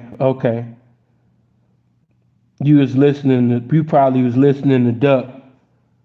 Okay, I can understand that. Maybe you was more into Duck like I was. I wish Duck would have had more of an opportunity to make more music, and have more time. I need y'all to hit that like button. Yeah, everybody that's in here right now, man, hit that like button right now, so we get more notifications up in here, man. It's 888 people listening. Why is it only 482 likes? We should at least been over 600 by now. Everybody at least hit the like button right now. Everybody. If you're not subscribed to the channel, make sure you click on the subscribe button. Make sure you hit, to the channel. Make sure you click on the subscribe button. Make sure you hit, the bell. But let me say this to you. Everybody will tell you different reasons on why the split came, but mainly the old OGs are gonna tell you that it was because of territory. It was on some territory. It was on some pride type shit. And Lil Durk's father was a part of that, Big Durk. Because Big Durk, had territory, and he pretty much had a misunderstanding, with the Freemans. And what I'm saying to you is that shit happened in the 90s as far as the split between, the GDs and the BDs. That happened in the 90s. Here we are in 2021, suffering, losing, our young people getting killed left and right, people still losing their sons, losing their daughters also because of some bullshit that transpired in the 90s. Yeah, Big Durk was a GD. Shit, quiet as it's kept, Lil Durk was a GD too at one time. But that's another story. Hold on. But when you see the GDs and BDs getting into it, just know that that is a result of a situation that, you understand me, transpired in the 90s as far as the split. And as of right now in 2000, you know what I mean, in 21, people still getting killed left and right.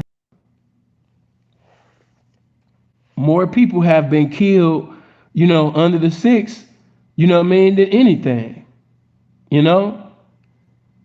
But yeah, that's just facts though, man. Hold on for a minute.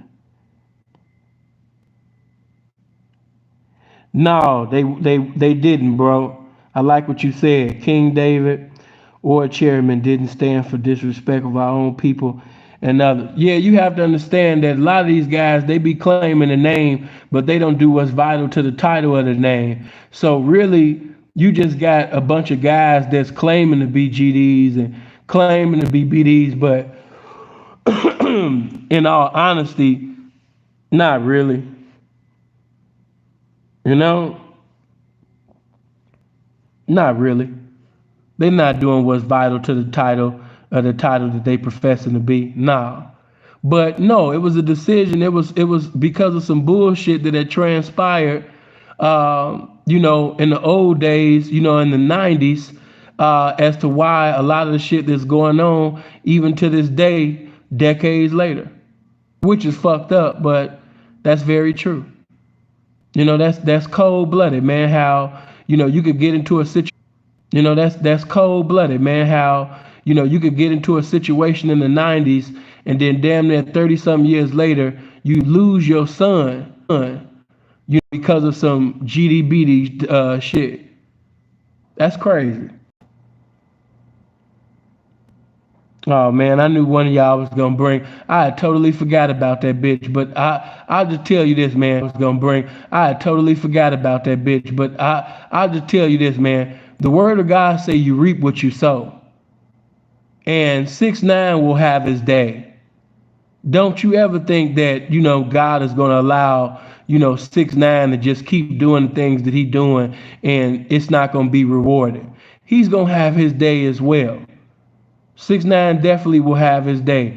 And when he does have his day, it's gonna be very ugly. It's gonna be fucked up. Very fucked up. Because God was merciful to him and he came back out on that bullshit. You know? It's gonna be very fucked up. The day that, you see 6ix9ine, reap the benefits, reap the consequences of his actions. When them consequences come, it's gonna be ugly. But he made that bed, for himself. Hold on. There we go. But yeah, like I said, man, just wrapping this up, you know, just wrapping this up all in a nutshell, I would have to say that, Chino, Nuski, Vaughn, DThang, yeah, they all pretty much, met their demise. Now, of course, Vaughn's situation, was a lot different, for his reasons of dying, but at the same time, you can speak some things out of your mouth and say some things out of your mouth, because Vaughn was disrespectful to Wooski, 051 Melly. Vaughn just basically was relentless, with the disrespect. Somebody said the other day talking about some, yeah, Vaughn met up. That's when I got some of y'all was like, why Sinful talking about why he dissing Hassan? Because Hassan was sitting over there giving y'all, false information.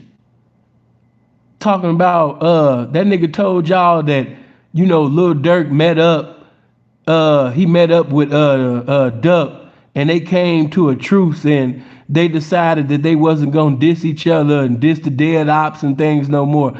I was like, this goofy so stupid. He couldn't understand that not only was Vaughn trolling, but Vaughn had an open case. He had a case going at that time. So no, he didn't need, extra pressure. He didn't need motherfuckers looking at him, to see if he basically was involved with the murder of Duck. You know? The boy is stupid. But no, Von and Duck, they never met each other, physically for no damn meeting to stop dissing each other. And Von said, you know what? Even though, you diss my family, I'ma keep my word, that we agreed upon when we met, for our peace treaty, what I mean, to honor that. Like, I'm like, man, knock that shit out. That's why I told y'all, you can't be listening to these YouTubers, man. They gonna see something on the internet and go with it and just put it out there because that's what's gonna generate some views. But no, they never met each other. And now of course Duck would have been willing to do that because Duck was really ready to move on. Duck was tired of doing all of the going back and forth. But Von wanted to keep being on the other shit, so they continued on doing other shit. Hold on. But yes, what I will say is yes. Now Von died on a crash dummy mission. You know what I mean? When Von died, that was some crash dummy shit. I am from Chicago. I love my city. I got love for Von, love his music, everything. I wish he was still here. But yes, I really wish that, he had a real OG, or a P or a Mac or somebody around him, man, to really lace him up with this game, to really bless him with the doctrine, of mentally responding versus emotionally reacting. I really wish that somebody really could have laced him up, on some wisdom type shit. But yeah, man, Von, the way he died, was a very, very, very awful and lame death. It was a crash dummy type of death. I can't fix that shit up. It is what it is. Another thing, as far as, he died. Of course, we know the situation in Atlanta and all of that shit like that. But we also have to understand that when you say certain things out your mouth, when you speak, that type of negativity, out your mouth continuously, something is bound to happen. So the way that you expect death, like I'm pretty sure Devon never thought that he would get killed in Atlanta. He got killed in Atlanta on some fluke shit. You know what I mean? But he never thought that he would get killed in Atlanta. That's why a lot of them niggas was moving the way that they was moving because they was in Atlanta. They thought that everything was cool because they was in Atlanta, and ended up getting their issue. Saying what you mean they got the issue, man. Even the niggas that didn't get shot that night, they lost the bag. Von was the bag. All the niggas got the issue that night. So when you speak negativity the way that Von was speaking negativity, out of your mouth, something is bound to happen. You're predestined, for something to happen. If not death, somebody might get killed around you that you love, but something is going to happen. The Euroclydon is coming. Adversity is coming. Tribulation is coming because you spoke your own judgment out your mouth. You keep speaking negativity out your mouth. You keep speaking death out your mouth. So, Von pretty much spoke his own circumstance. He pretty much prophesied his own circumstance out of his own mouth with the shit that he was doing and saying. But at the same time, Von probably thought it was cool to do that because the individual that put him on is the nigga that was. You got to think about that. I want you to think about that for a second. Von thought that it was cool to do that. Von thought it was all right to do that because he seen Durk doing it. That's how Durk got famous. That's how Durk got rich. Pretty sure, Durk do got some songs that go that he not dissing, you know what I mean? He was a bigger demon, I guess. No, he wasn't no bigger demon. I'm so tired of you comment section ass, nerdy ass niggas saying that dumb ass shit. No, Lil Tim, first of all, let me just speak my 2 cents on this, man. If you beating a nigga ass and another nigga sit up there, you understand me, and hit you while you not looking, and then you don't even have a gun on you because you have an open case. Why are you talking about he a bigger demon? That nigga Tim ain't do nothing but what a real nigga would do. He ain't do nothing but what a real friend would do. You know what I mean? Knock that shit off, bro. What Tim did that night, it's some white guys, it's some corny white guys that never committed a crime before in their life that'll do that for their friend. So why y'all be trying to make him like, Tim a big demon or something like that? No, he not. I don't know what his sheet look like outside of that. And how hard is it to sit up there and shoot somebody that's beating your friend's ass that ain't even paying attention to you? Y'all blew that shit up out of proportion. I ain't trying to, take his little shine or whatever, but come on, man, let that shit go. I guess he was the bigger demon. I guess Tim is the king of the drill then. Like, this is what I mean by the comment section. The comment section get motherfuckers killed. The comment section really fucks with the young niggas' pride.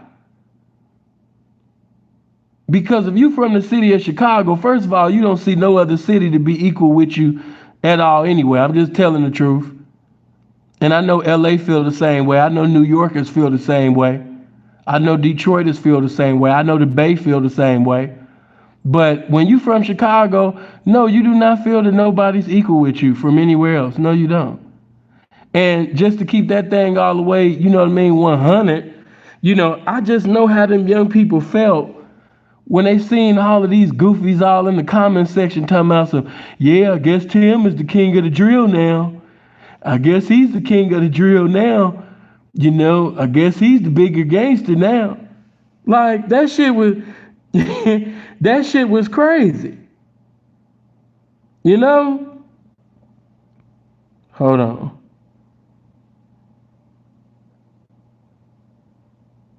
There we go. So I completely understand why a lot of these young guys is like, man, let me go bust my gun. Or let me go prove these niggas, look at the shit that they saying. Oh.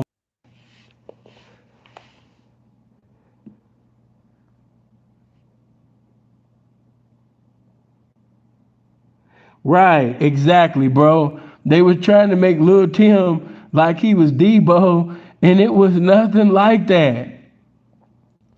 It was nothing like that. What was you talking about? I never understood all of this shit, all of this tough shit that niggas be doing all in these songs on the internet. Come on, man. When Lil Tim got shot, Lil Quando Rondo was at the hospital talking about, don't die. He was sounding just like the dude in Menace to Society. Don't die, Kane. Don't die. You know what I mean? Come on, man. Y'all help. Come on, help him. Come on. Come on. You know what I mean? So when I seen all of that going on, I'm like, come on, man. Like, y'all forgot? Y'all forgot how niggas was sitting over there crying and shit? And that nigga sitting over there making all these hard gangster songs, and I seen Quando Rondo do a song in his kitchen. Some of y'all remember that song, Smoking Dead Opps and all of this shit. Come on, man. That's fairy tales. Hold on. There we go.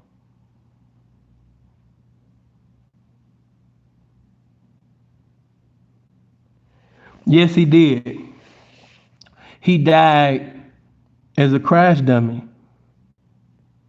And I'm going to state in my message, but let me just slide to that just for a second. For you young gangbangers that's listening, that's going to be the results of emotionally reacting.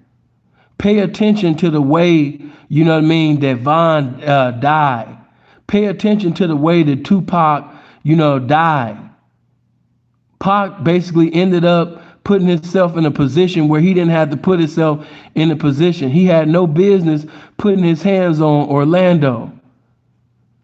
He had no business doing that. But when you emotionally react instead of mentally respond, you will put yourself in a circumstance, that's going to cause you to get your ass killed. That's why it's imperative for you to use your mind, little nigga, and not your heart.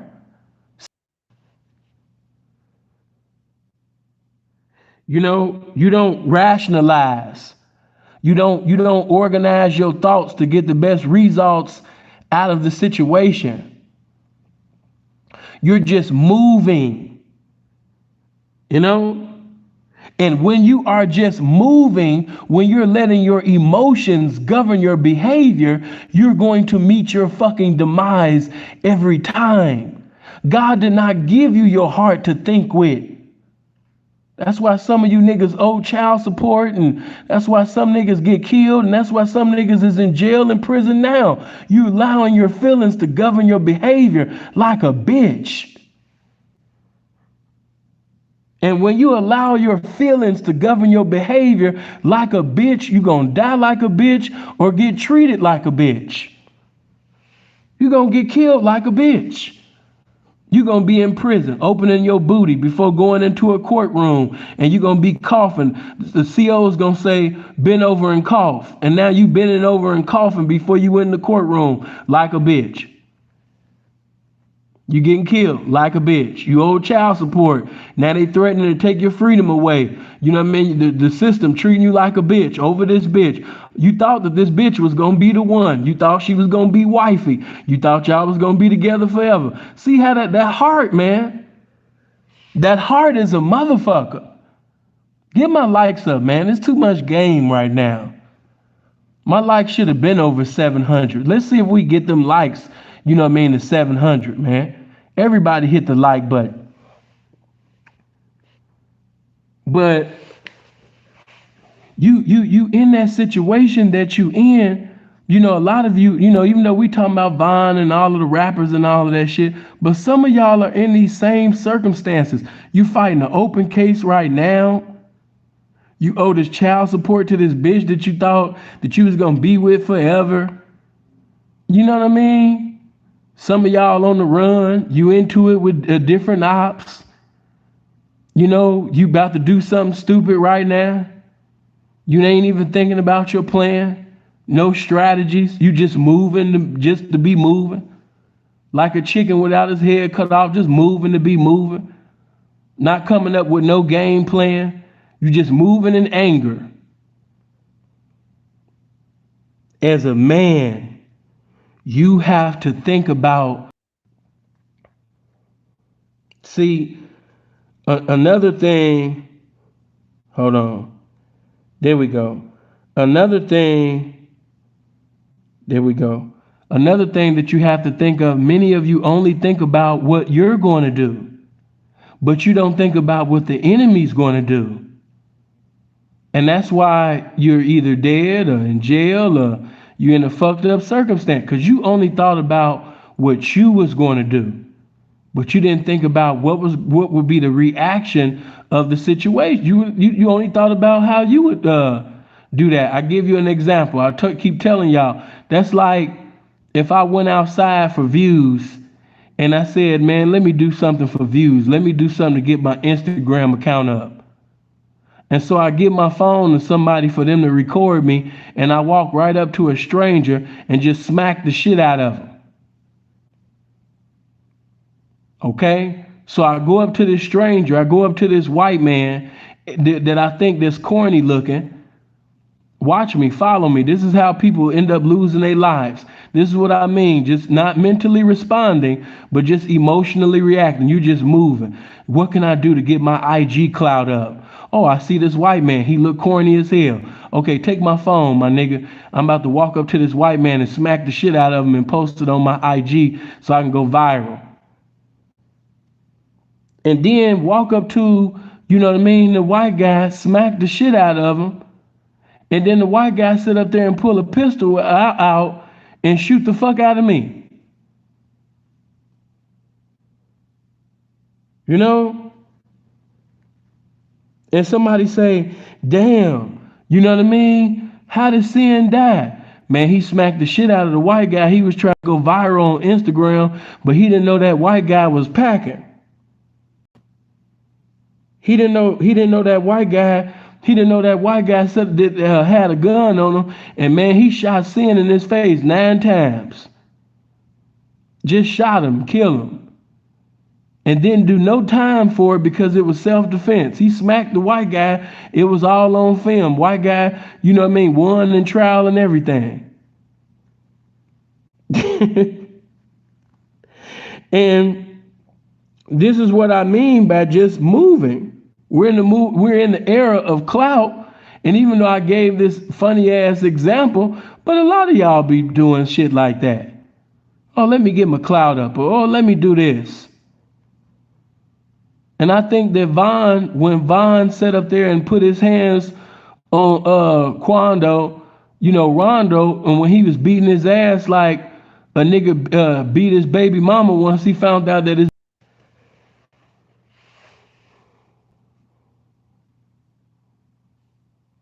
he didn't think about the reaction. You know? He didn't think about the reaction to the situation. When Von did what he did, Von was only thinking about what he was going to do, but he didn't think about the reaction to it. And that's why we no longer have Von. When Durk be making them songs, he be so selfish. You know what I mean? Just like when Von was selfish when he hit Quando, he wasn't thinking about Tim popping out or somebody shooting him. Durk think that, you know, everything all good. You know, I'm just gonna diss my dead ops and keep saying whatever I want to say and keep buying jewelry and keep doing my thing. And then, you know, when your brother pop up, you know, killed, murdered, because he done got shot in the head, so you only thinking about yourself. Hold on. There we go. You know, they only thinking about themselves. You only thinking about you. Because if you was thinking about your brother or the niggas around you, you wouldn't have made that dumbass decision that you made. But this is a good example of when you're only thinking about your goddamn self. Durk is only thinking about Durk. Because if Durk was thinking about OTF, if he was thinking about the family, only the family, if he was really thinking about the family, then he would make decisions that benefits the family rather than just himself. You know. Man, knock that off. Talking about you can't blame Durk, you know, for DThang dying. Man, if you don't knock that shit off, that shit, I'm not, you know, I mean, man, knock that shit off, man. You know, knock that shit off, man. Let's just keep it 100, man. DThang, who is he a threat to? Let's just walk down the path right quick. Who is DThang a threat to? What op have you seen go live? Or what op have you seen dissing? Or what somebody say like, ooh, we can't wait till we catch DThang? That nigga wasn't on nobody radar. Knock that shit off, bro. He wasn't on nobody radar. That's just a common sense thing, man. Come on, man.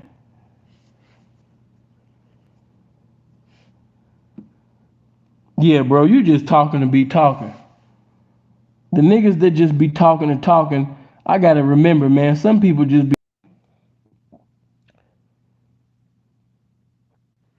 What I will tell you is this, you know, no. See, you put Ruger's name in it. I don't think that happened because Ruger had anything to do with it. No. See, that like I said, like people been saying, and like people gonna keep saying, when you beefing with damn near the whole city, you don't know who did what. You don't know who did what.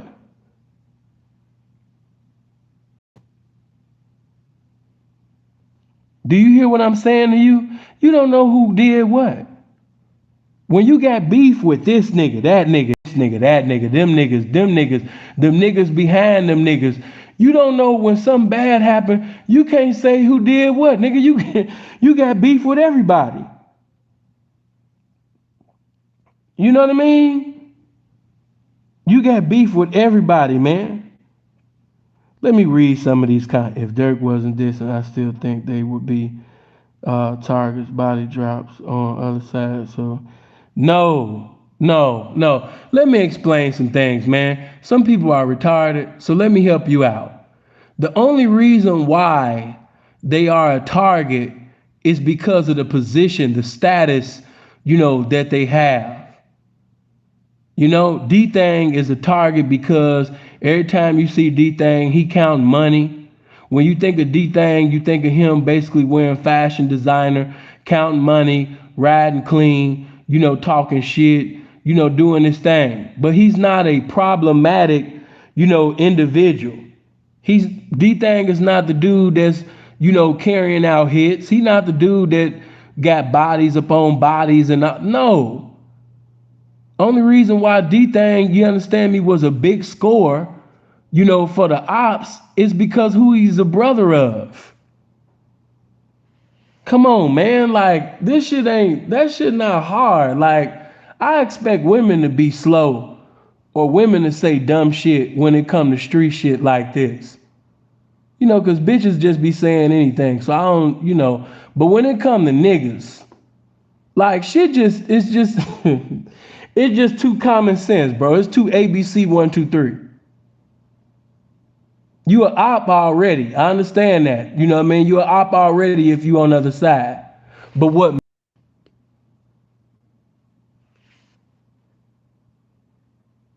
you know, that's what makes you a target. What makes you a target is, you are the brother of this rapper who make these songs that get millions upon millions of views of dissing my neighborhood, dissing my dead homies. That's why. Do you understand that? Like, who wants to ride around and, everywhere you go, people playing songs of your brother or your cousin or your best friend getting killed?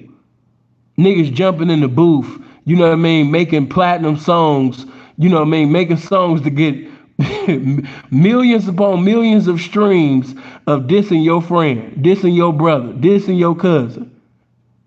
You're not thinking from, the other person's basically perspective. That's it. All it takes is the bag to get, man, it don't even, people always, let me also say this.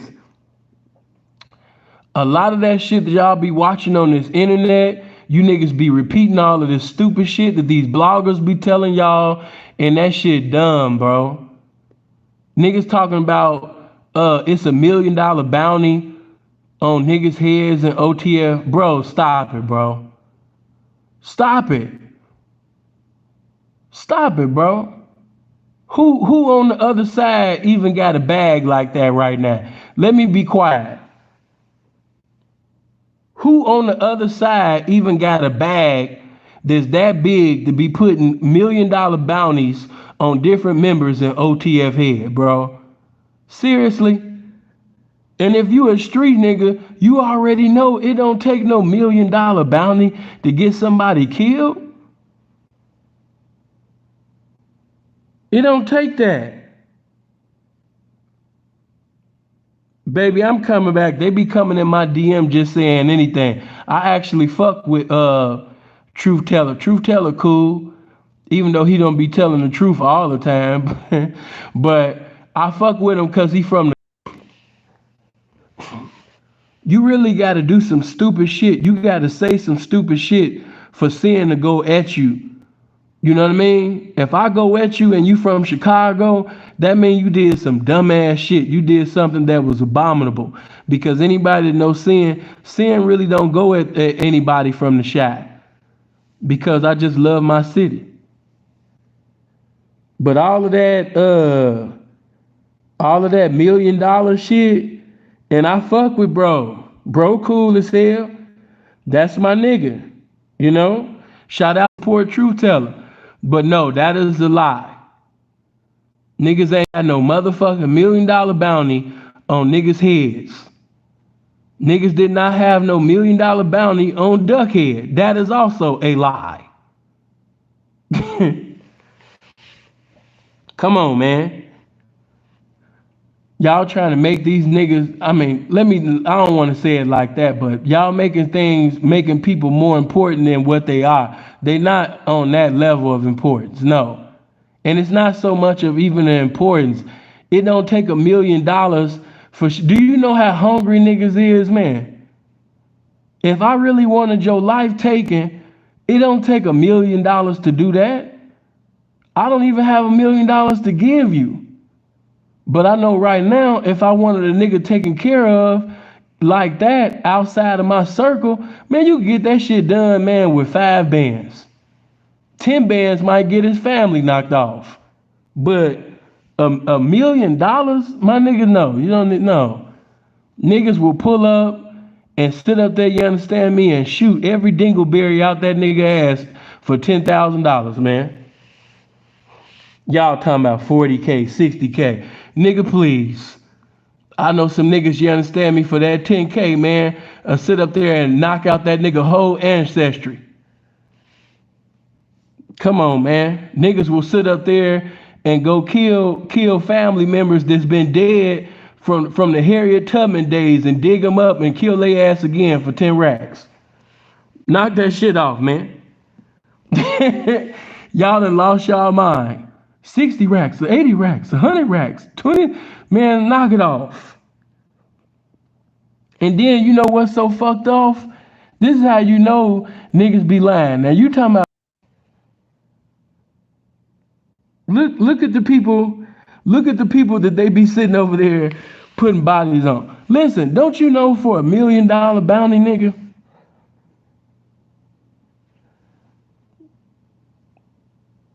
Baby, I don't know what you talking about. I'm not even saying what Truth said. I just gave him a shout out, baby. What is you doing? If you a true fan, baby, be a true fan. I'm Sinful to P, baby. Maybe it might be your first time, being blessed, to hear my pimpish ass voice.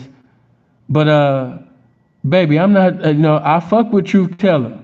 Truth Teller know Sinful to P. Next time you see Truth Teller, say Sinful to P, say he know who Sinful to P is. But just because he said whatever he said, I'm saying what the fuck I said. Oh, okay. Yeah, man, let me make that known, man. Let me tell y'all something. If it's $1 million bounty on you niggas' head, nigga, I might leave this pimping alone just to get that $1 million, nigga. Nigga, if you got $1 million bounty on your head, nigga, it's some grandmamas, nigga, that'll smoke your ass. Nigga, if you got $1 million bounty on your head, nigga, Sister Jenkins from the Church of God in Christ, that she just got out of service, she just might smoke your ass, nigga, for $1 million bounty, nigga. Stupid ass niggas talking about $1 million bounty.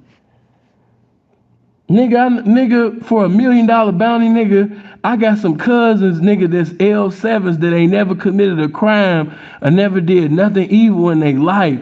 But this would be their first time, nigga, $1 million bounty.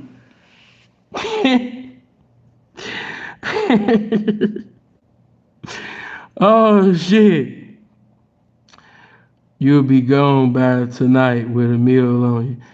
Man, all that shit sound cute. I'll just take my chances. Talking about $1 million bounty. Man, as hard as it is for certain people right now, nigga, you really think if that was true, nigga, you wouldn't even be safe. Your favorite rapper would be food. The toughest killer in the city of Chicago, bounty on the head, nigga, babies will be pulling out guns. 5-year-old babies might even pull a gun on that nigga. Nigga, it's $1 million bounty, nigga. Niggas better stop telling these stories, man. It makes sense when they talk. Hold on.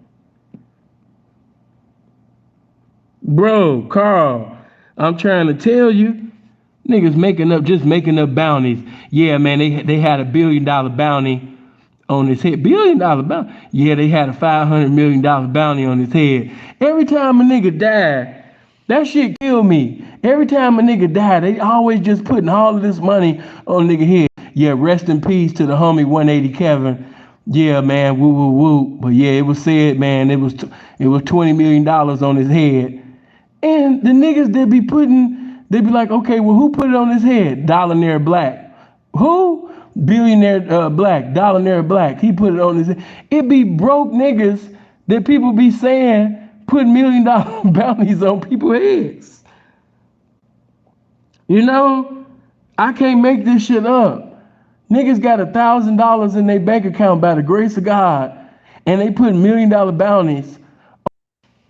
You know? Hold on. Y'all gonna stop telling all these damn lies, man. I'm gonna get y'all to stop telling these damn lies. Some of y'all really just lying, just to be lying, bro. You know? Motherfuckers is lying, all these $1 million bounties, and it's coming from broke niggas. I can understand if Durk, if y'all saying Durk this, but who y'all putting on Durk's level on the other side? What op do Durk got that's on a level where they can put $1 million bounty on his head or DThang head or whoever? So hold on, answer that question for me. Let me sit back and look at the comments for a while. Who on the other side got a bag as big as Durk on the other side right now? Let me see. Cause y'all killing me.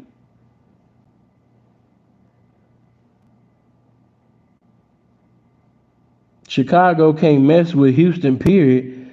And what? Why are you comparing Chicago to Houston? Why would you do that? I love Houston. I got respect for Houston, but why would you do that?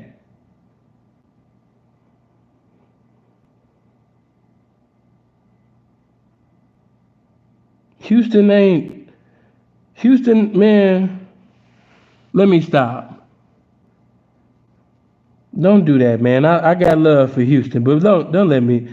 Houston not in the same, they not even in the same conversation with the Chi. Don't do that. It's not like that. I've been in Houston. Houston, you could get your issue in Houston. You could get killed in Houston. It's a lot of jack boys in Houston, but it's not on the same level, my nigga, as Chicago. Stop it. Don't do that.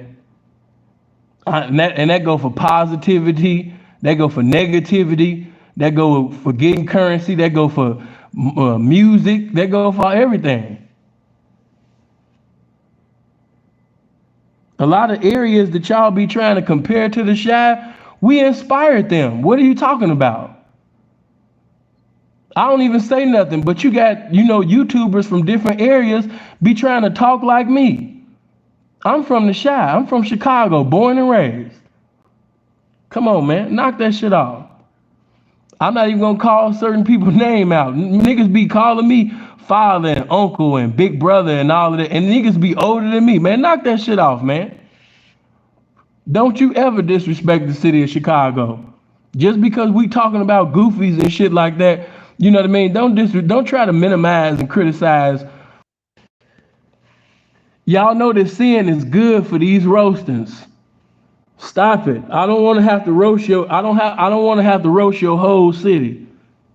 I don't want to have to roast your whole state. Leave the city of Chicago alone. Let me see. And I love Texas. Oh my God. Oh Lord. I'm not even gonna let your comment breathe. YouTube didn't even let your comment breathe, bro. And you know what's so sad? You saying all of that, and you a bum in Houston. You saying all of that, and you been arrested in Houston. You saying all of that, and you probably owe child support in Houston. You saying all of that, and you get your ass beat in Houston. You be saying all of that, And you not the man in Houston. You always been an Otis William ass nigga in Houston. You never was a David Ruffin in Houston. You never was that nigga in Houston, bro. Stop it. Why is you standing up for a city that don't even stand up for you?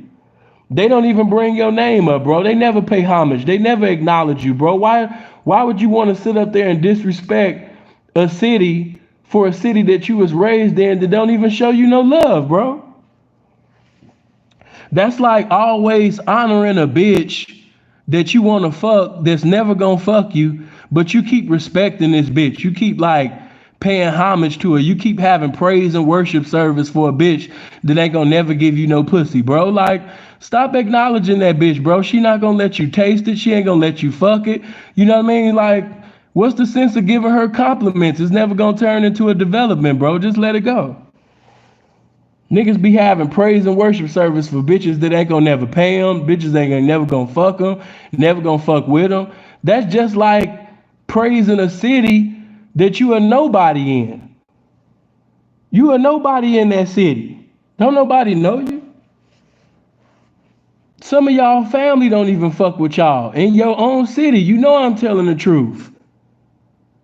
So when I sit up there and just praising my city, or I'm speaking on my city, why you gotta, come in with that? With the Houston versus Chicago shit. You don't nobody even know you in Houston. You from Odessa, Texas anyway. You from Odessa. Why you even having praise and worship service from Houston and you from Odessa? You born and raised in Odessa, bro. You went to school in Odessa, bro. Why is you doing all that? Why am I like this? Anyway, man, hit that like button. Hit that like button, man. Let's get them likes over 700 though. Yeah. Hold on. Really keyboard banging. Right. See, man. Get my likes over 700 though. Let's get my likes over 700. Everybody hit the like button. If you're not subscribed to the channel, make sure you click on the subscribe right now and click on that bell too. But yeah, let's see if we get them likes over 700. Everybody hit the like button.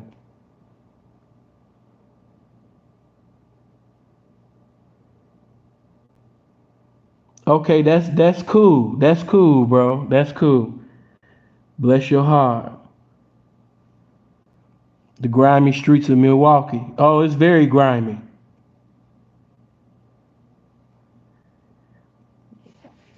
Y'all in here banging in this comment section. Man, I'll roast all 783 of y'all. I stand alone and have my hands behind my back. I am a motherfucking roast master. And I can see some of y'all profile picture. Some of y'all profile picture give me inspiration to roast. Better leave me alone. As I look at certain people's profile pictures and see your faces, man, I'm getting so much inspiration to just freestyle roast right now. Please, let's keep this video serious. Please don't get me into a roasting session. You gonna have me bring my subscribers down, man, because some of y'all gonna unsubscribe from the channel the way I'm gonna roast the fuck out you and give you this verbal crucifixion. Don't do that. Let's keep this shit serious, man. Let me just keep ministering the vernacular of realism, man. I don't even want to go there with y'all. Because I'm going to sit up there and roast y'all so bad, you're going to be in the comment section of my adversaries on YouTube talking about, fuck that nigga. We don't fuck with that nigga. Fuck sin. His gay ass. I don't fuck with that nigga. Oh, Kevin Samuels ass nigga. Oh, cheerleading ass nigga. Oh, man in the bed. He got a man in his bedroom ass nigga. Fuck that nigga. Fuck Sinful, man. Nigga ain't no pimp. I heard he was sending guys anyway. Fuck that nigga. On my life. On my mom. On everything I love. On my nation, boy. On my nation. Oh, shit. Look at y'all talking about start roasting. Hold on. Let me see something. Okay, cool. I can't keep all y'all up. You know what I mean? I know some of y'all want to go to bed in the morning, man. So, I got y'all up. at 2:47 EST time, oh yeah, I'm good.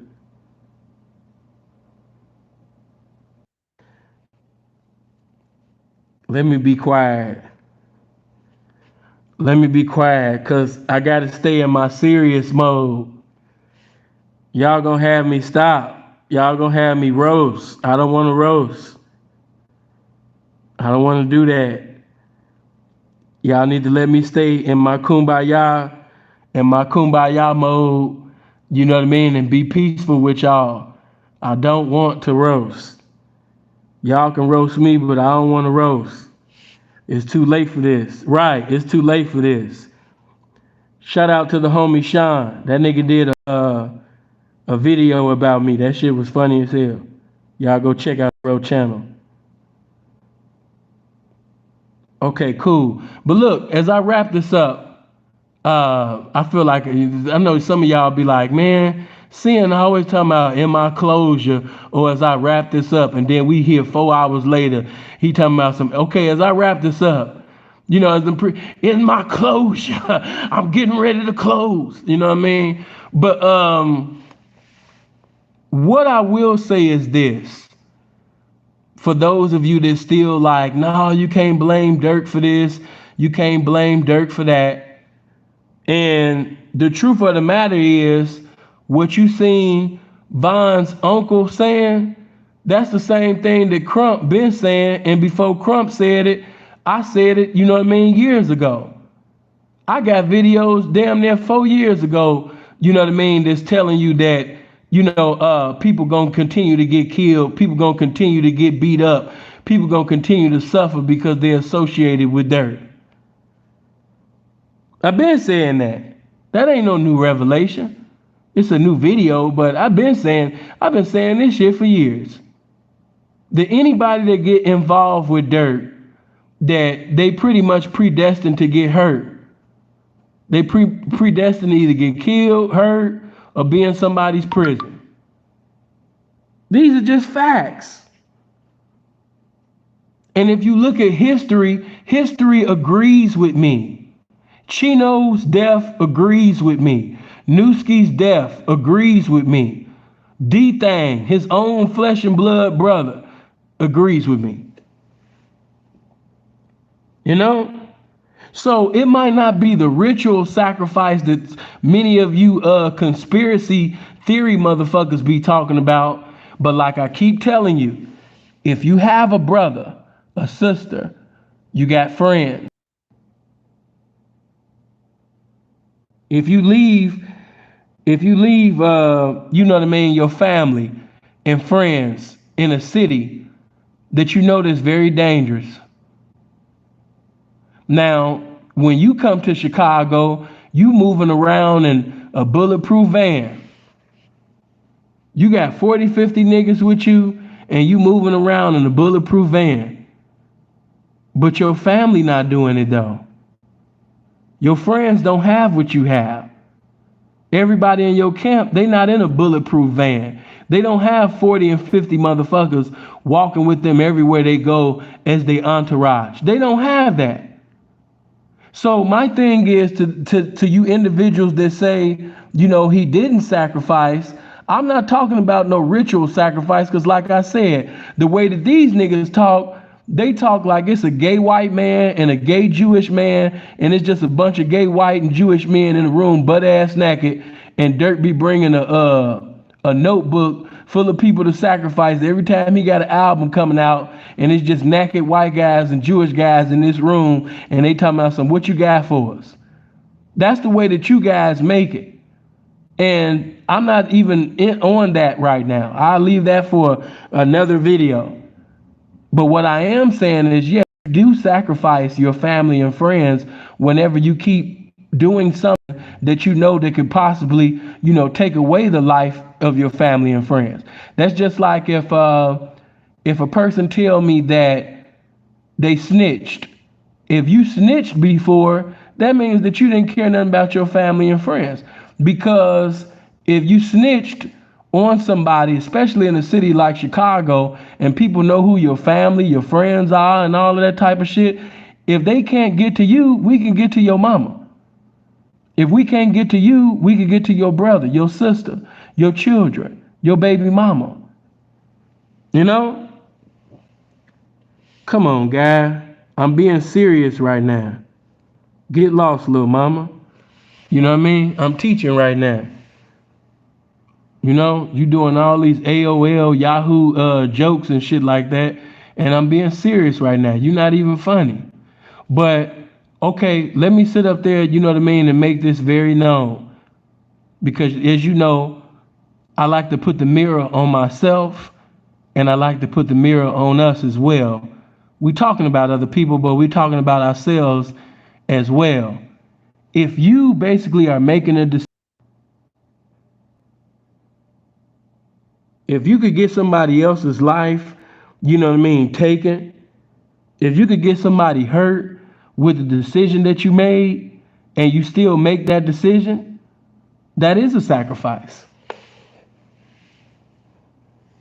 You know, there's no way of getting around it. That is a sacrifice. That is a true sacrifice, as a matter of fact. See, when you sit up there, you understand me, and you say to yourself, I want to have this amount of money, I want this house, I want to live this certain lifestyle, and you know that in order to have that type of lifestyle is to put out death music, to put out destruction music, to put out crucifixion of blacks music, to basically put out music that compels blacks to kill blacks, and you get into a continuity of producing hit after hit that involves, you know, blacks killing blacks, then yes, you made a sacrifice. You didn't just sacrifice your own, you sacrificed your own people as well. You know, because the music that you make, it celebrates, it pretty much glorifies, you know what I mean, blacks killing blacks. And you didn't give a fuck about your music being the soundtrack, you know, of individuals taking the lives of other black people, as long as you lived a certain way. You just wanted the millions of dollars. You wanted the house. You wanted the jewelry. You wanted the cars. You wanted the followers.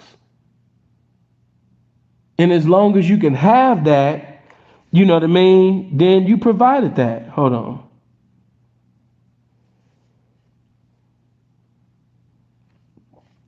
No, how is the sacrifice thing cap when I'm explaining it? I'm not talking about rituals and candles and demonic prayers. Can you defeat logic though? Like I said, if I make a decision and I knew that you could get killed or something could happen to you after me making this decision, then how is it not a sacrifice? I didn't give a fuck whether or not you died or whoever died. I wanted to have that money. I wanted the fame that came with that. I wanted the women. And if I actually cared about, you know, you guys more than the fame and the money, then I would have stopped when Chino got killed. I would have stopped when Nuski got killed. It wouldn't even have to take DThang. Before it even got to DThang, it should have stopped at Chino. It definitely should have stopped at Nuski. But now here we're talking about DThang, your own flesh and blood. You know? Hold on.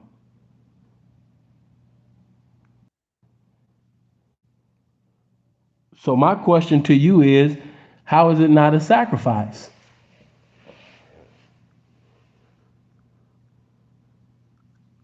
I'm asking you now. Maybe some of y'all can say something that can pretty much refute what I'm saying. You can pretty much destroy what I'm saying right now. Why do we keep doing things for results? A person that is a vocalist, what do they do every day? They practice, they sing. A person that wants to be a better musician, what do they do every day? The instrument, you know what I mean, that, okay, here we go, man. Because I asked individuals to provide me with logical points. Don't give me your heart, give me your mind. Give me something that makes sense.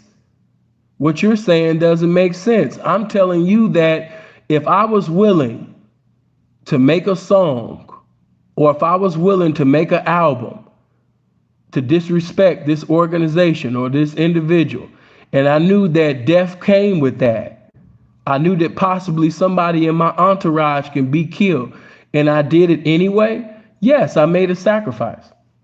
Hold on.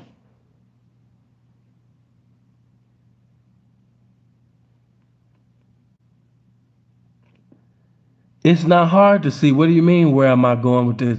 Like, I understand that it's kind of late at night. Are some of you guys slow? Are you slow? Are you stuck on stupid? Are you doing drugs at a certain time? Do you have something in your weed? Like, what's hard to understand about what the fuck I'm saying? How did you not understand what I'm saying? Let me know. I've been saying it from Genesis to Revelations, from the beginning to the ninth, and nigga, that you understand me, that the price of success is sacrifice. Whether you're in spirituality or carnality, reality is a sacrifice has to be made. Some are positive results, some are negative. If you go to the gym, you know what I mean? Why do you keep working out? Why do you keep going hard at the gym? Because you want the result. But guess what? You was willing to go through the pain and put yourself through the pain. Why? Because you wanted those results. You wanted the results. You know what I mean? You wanted the results. And so because you wanted the results, that's why you came in that gym each and every day for the motherfucking results. No matter how much you was in pain, you wanted the results. So, you know what I mean? It's pain that comes with making music like that. Somebody can be killed, somebody can be hurt, some people gonna get locked up. You know, it's pain that come with that. But because the individual wants those results, you're gonna continue to produce that.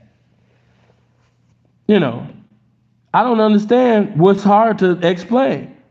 I'm not saying that he's in the room like when the belly start, he got candles lit and, talking about, I sold my soul to the devil. Like, I'm not talking about that.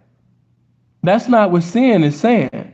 I'm saying that even for you, just like, the big homies that be giving the little homies instructions to go commit a murder or go rob somebody or go send a homie on a crash dummy mission. That is a sacrifice. You understand that, right? You do know that the little homie could get killed. You do know it's a chance that the little homie could get locked up. But some of these so-called big homies is sending little homies to do crash dummy missions, all the time, right? That's a sacrifice. That is a sacrifice. You made that little boy a sacrificial lamb. I give you a perfect example. Yummy. Lil Yummy was a sacrifice. And I know that's cold-blooded, but nobody cared about Yummy. His end destination, his demise pretty much was a result of nobody caring about him. No father, no mother made a sacrifice to be a father and a mother to this child. And as a result of this child not receiving love, from father and mother, is a result because Yummy never even had a chance. He never had a chance. Yummy was predestined to be fucked up. Just keeping it 100. It ain't no way it's just cut and dry. He was predestined to be in a fucked up situation. Hold on.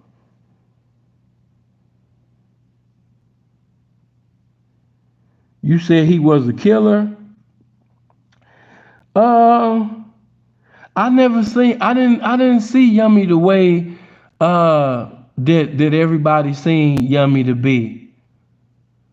You gotta understand that that's my era. it was a lot of us, it was a lot of young niggas like that. You have to understand, man, a lot of the young niggas, man, we come up, niggas didn't have no father. So you could have easily just sent one of the young niggas to take care of anything. Especially when they idolize, certain older people. They looking for love. They looking for a direction and guidance and, support and everything. So, it's easy to send one of the young niggas off. And Yummy got sent off. Hold on.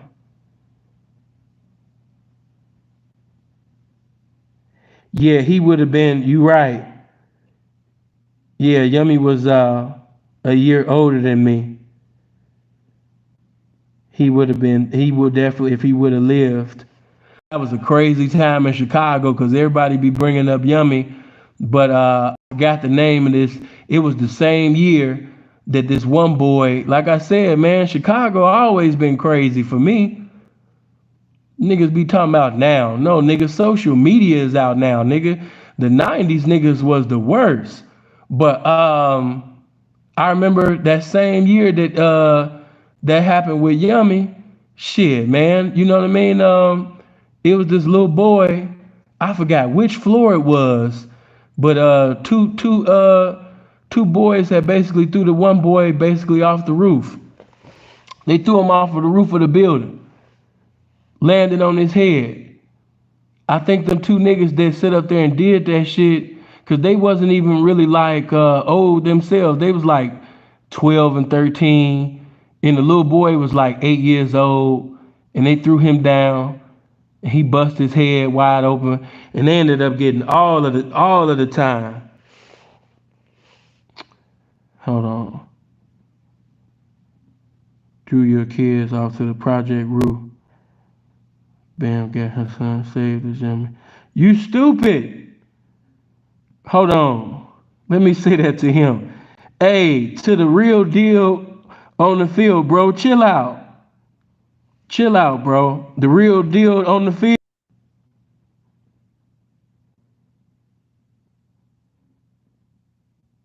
There we go. But listen, definitely appreciate you guys, for coming. But yeah, man, even though we spoke on dirt, that go for you too. If you're making decisions that's actually putting others in harm's way, if you're making a decision, what I mean, that could possibly harm your brother, your sister, your cousin, your the people that you profess to love, and you still make that decision, knowing that they could have got killed in the process, knowing that this could have happened, that was a sacrifice that you was willing to make. It's fucked up, but that's the facts. You know, I always tell you that, it's just like if somebody say, now of course I've been in this lifestyle since 2007. I've never had a woman die on my watch. In the lifestyle I've had certain women, that got, beat up. I've had some women, man, that got raped. I done had some women that got robbed. In the lifestyle of pimping and hoeing, man, you know what I mean? There's gonna be some ups and downs and turnarounds, right? But I never had a woman that got killed. I never experienced that by the mercies of God. I never experienced that. God been good to me. I know some pimps, after they woman man got killed, man, they was pretty much never the same. It really fucked them off. Of course, the movies and them songs got you thinking that, pimps is heartless and soulless creatures. But, it's nothing like that at all. But what I will say is, if you constantly sending that woman out there to execute your game, if you sending that woman out there, man, to seduce and reduce the world and bring the world back to you, that's a sacrifice itself. You are sacrificing your woman. You are sacrificing, your women. You can try to fix it up, but that's a sacrifice that you made. Facts. Tell me I'm lying. Tell me I'm lying. Let's see if somebody in the game listening. That's a sacrifice you make every day. Even as a pimp, you're making a sacrifice. You could be locked up at any time. That bitch could sit up there and get in her feelings, and she could tell on you, get information. by just giving them people incriminating information. She could put you in a fucked up circumstance, and you know that, but you still, you made a sacrifice. You know,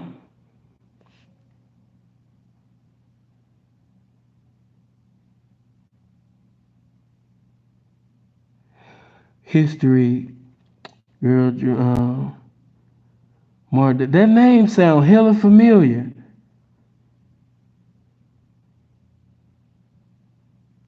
That name sound hella familiar. It's not coming to me. Is that the young man that got thrown down from the building?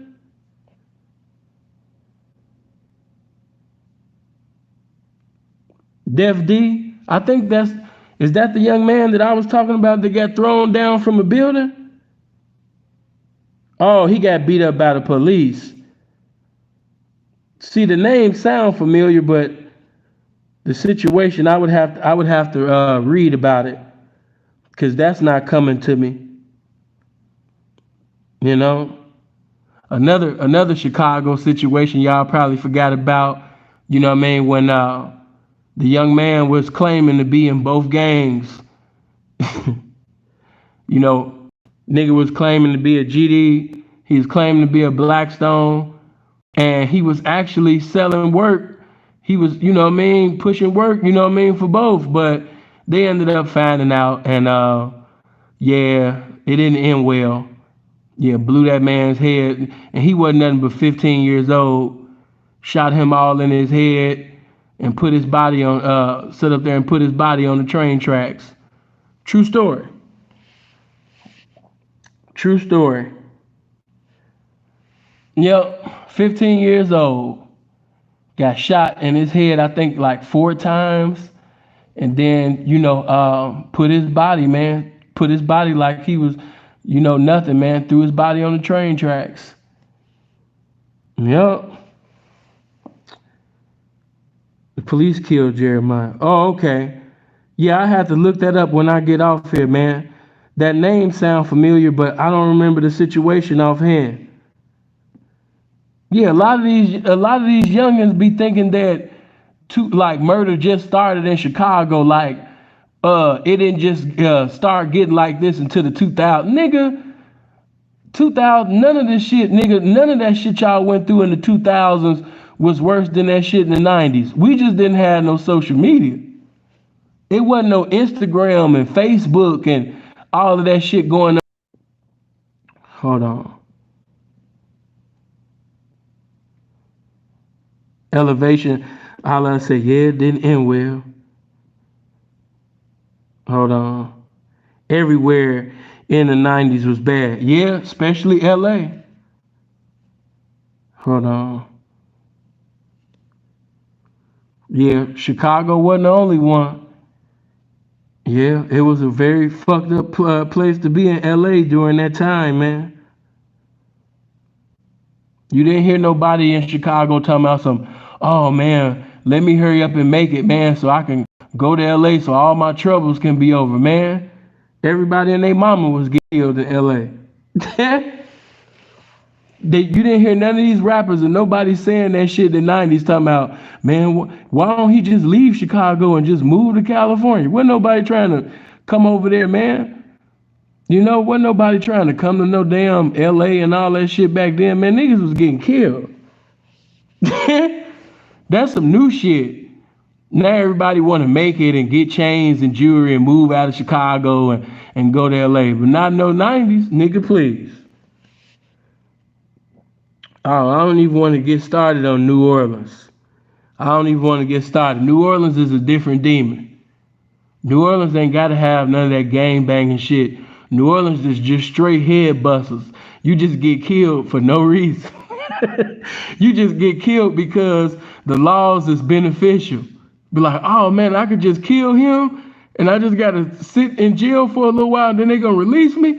Oh man, I'm about to just kill him. All three of you niggas. You know what I mean? New Orleans just got a different demon. It ain't no Crip blood, Blackstone, none of that shit. Nigga just kill you just because he felt disrespected or something. You know what I mean? Say round. They a different breed, bro. I tell you, them niggas in New Orleans is a different demon, bro.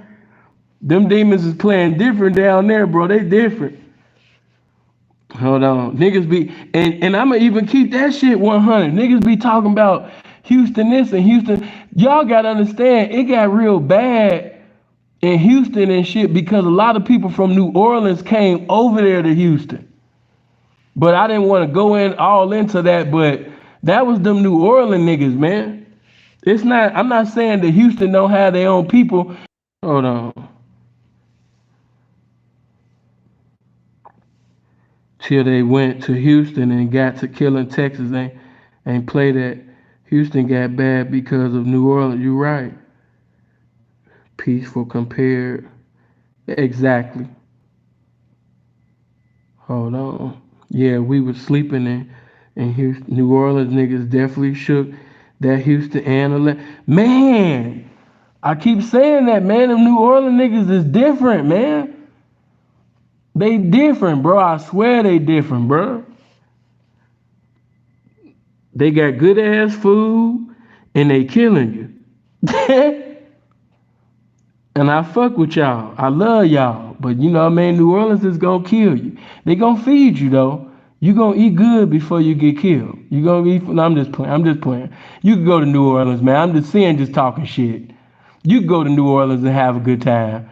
Don't be like, oh my God, I'm gonna get killed. Look, man, I was just talking shit. New Orleans is a good place, man. Don't let you know. All right, man. Listen. I love y'all. You know what I mean? I just had to sit up there, you understand me, and as always, put some paint where it ain't and say what most can't. Hopefully, man, you not making decisions, you know what I mean, selfish decisions where you pretty much putting your family, your friends, you know what I mean, all out in the open. You know what I mean? Your family and friends can get fucked over, you know what I mean, because of fucked up decisions that you making that only benefit you, you know? And you know, of course, you know, you got Lil Durk fans that's gonna be offended and mad at the shit that I said, but you know, that's just facts, man. You know what I mean? If I made a song or I made some diss some people in times past that got certain people already killed in times past, then that means that in my recent day, especially by me being a multi-millionaire and I'm balling out the ass, that means that I'm not gonna sit up there and repeat, you know what I mean, the same shit that I did in my yesterday because I've already lost somebody that I love in my yesterday and I don't want to repeat that history. I want to make history. So a person that actually possesses the love that they profess to have for their family and friends, they're not going to continue to keep doing it, saying the dumb shit that they do in the booth that bring the same circumstances of their yesterday in this today. It just showed that you haven't learned anything. It just showed that you don't really have genuine, authentic love the way that you should have for the people that you love to keep putting them in a position of danger. Because after you say the shit that you saying, you over there in Atlanta, but you leaving your people in the city of Chicago where they still got to duck and hide because they want to be in your video holding guns and being disrespectful to individuals in your songs.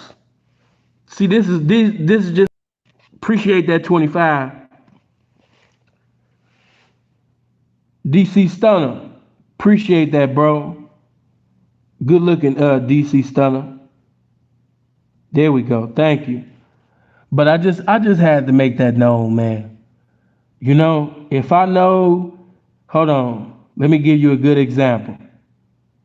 If Def D is my nigga, and I said something to, you know what I mean, Mo No, I said something to Mo No that was disrespectful, and Mo No couldn't get to me, but he got to Def D, and he killed Def D because of something that I said to him. Because of my love for Def D, that should have hindered me from keep on being disrespectful to Mo No because I know the consequences now of my actions. But because I want to increase in my prosperity and popularity, and I want to continue to get clouded up and receive more glorification and accumulation at that, I continue doing stupid shit and saying stupid shit over instrumentals, you know what I mean, that possibly get my people, you know what I mean, killed. You know? somebody that really love they friends and family not gonna do that. But I love you guys, man. Hope you live as long as you want, never want as long as you live. Make sure you hit that like button. Love.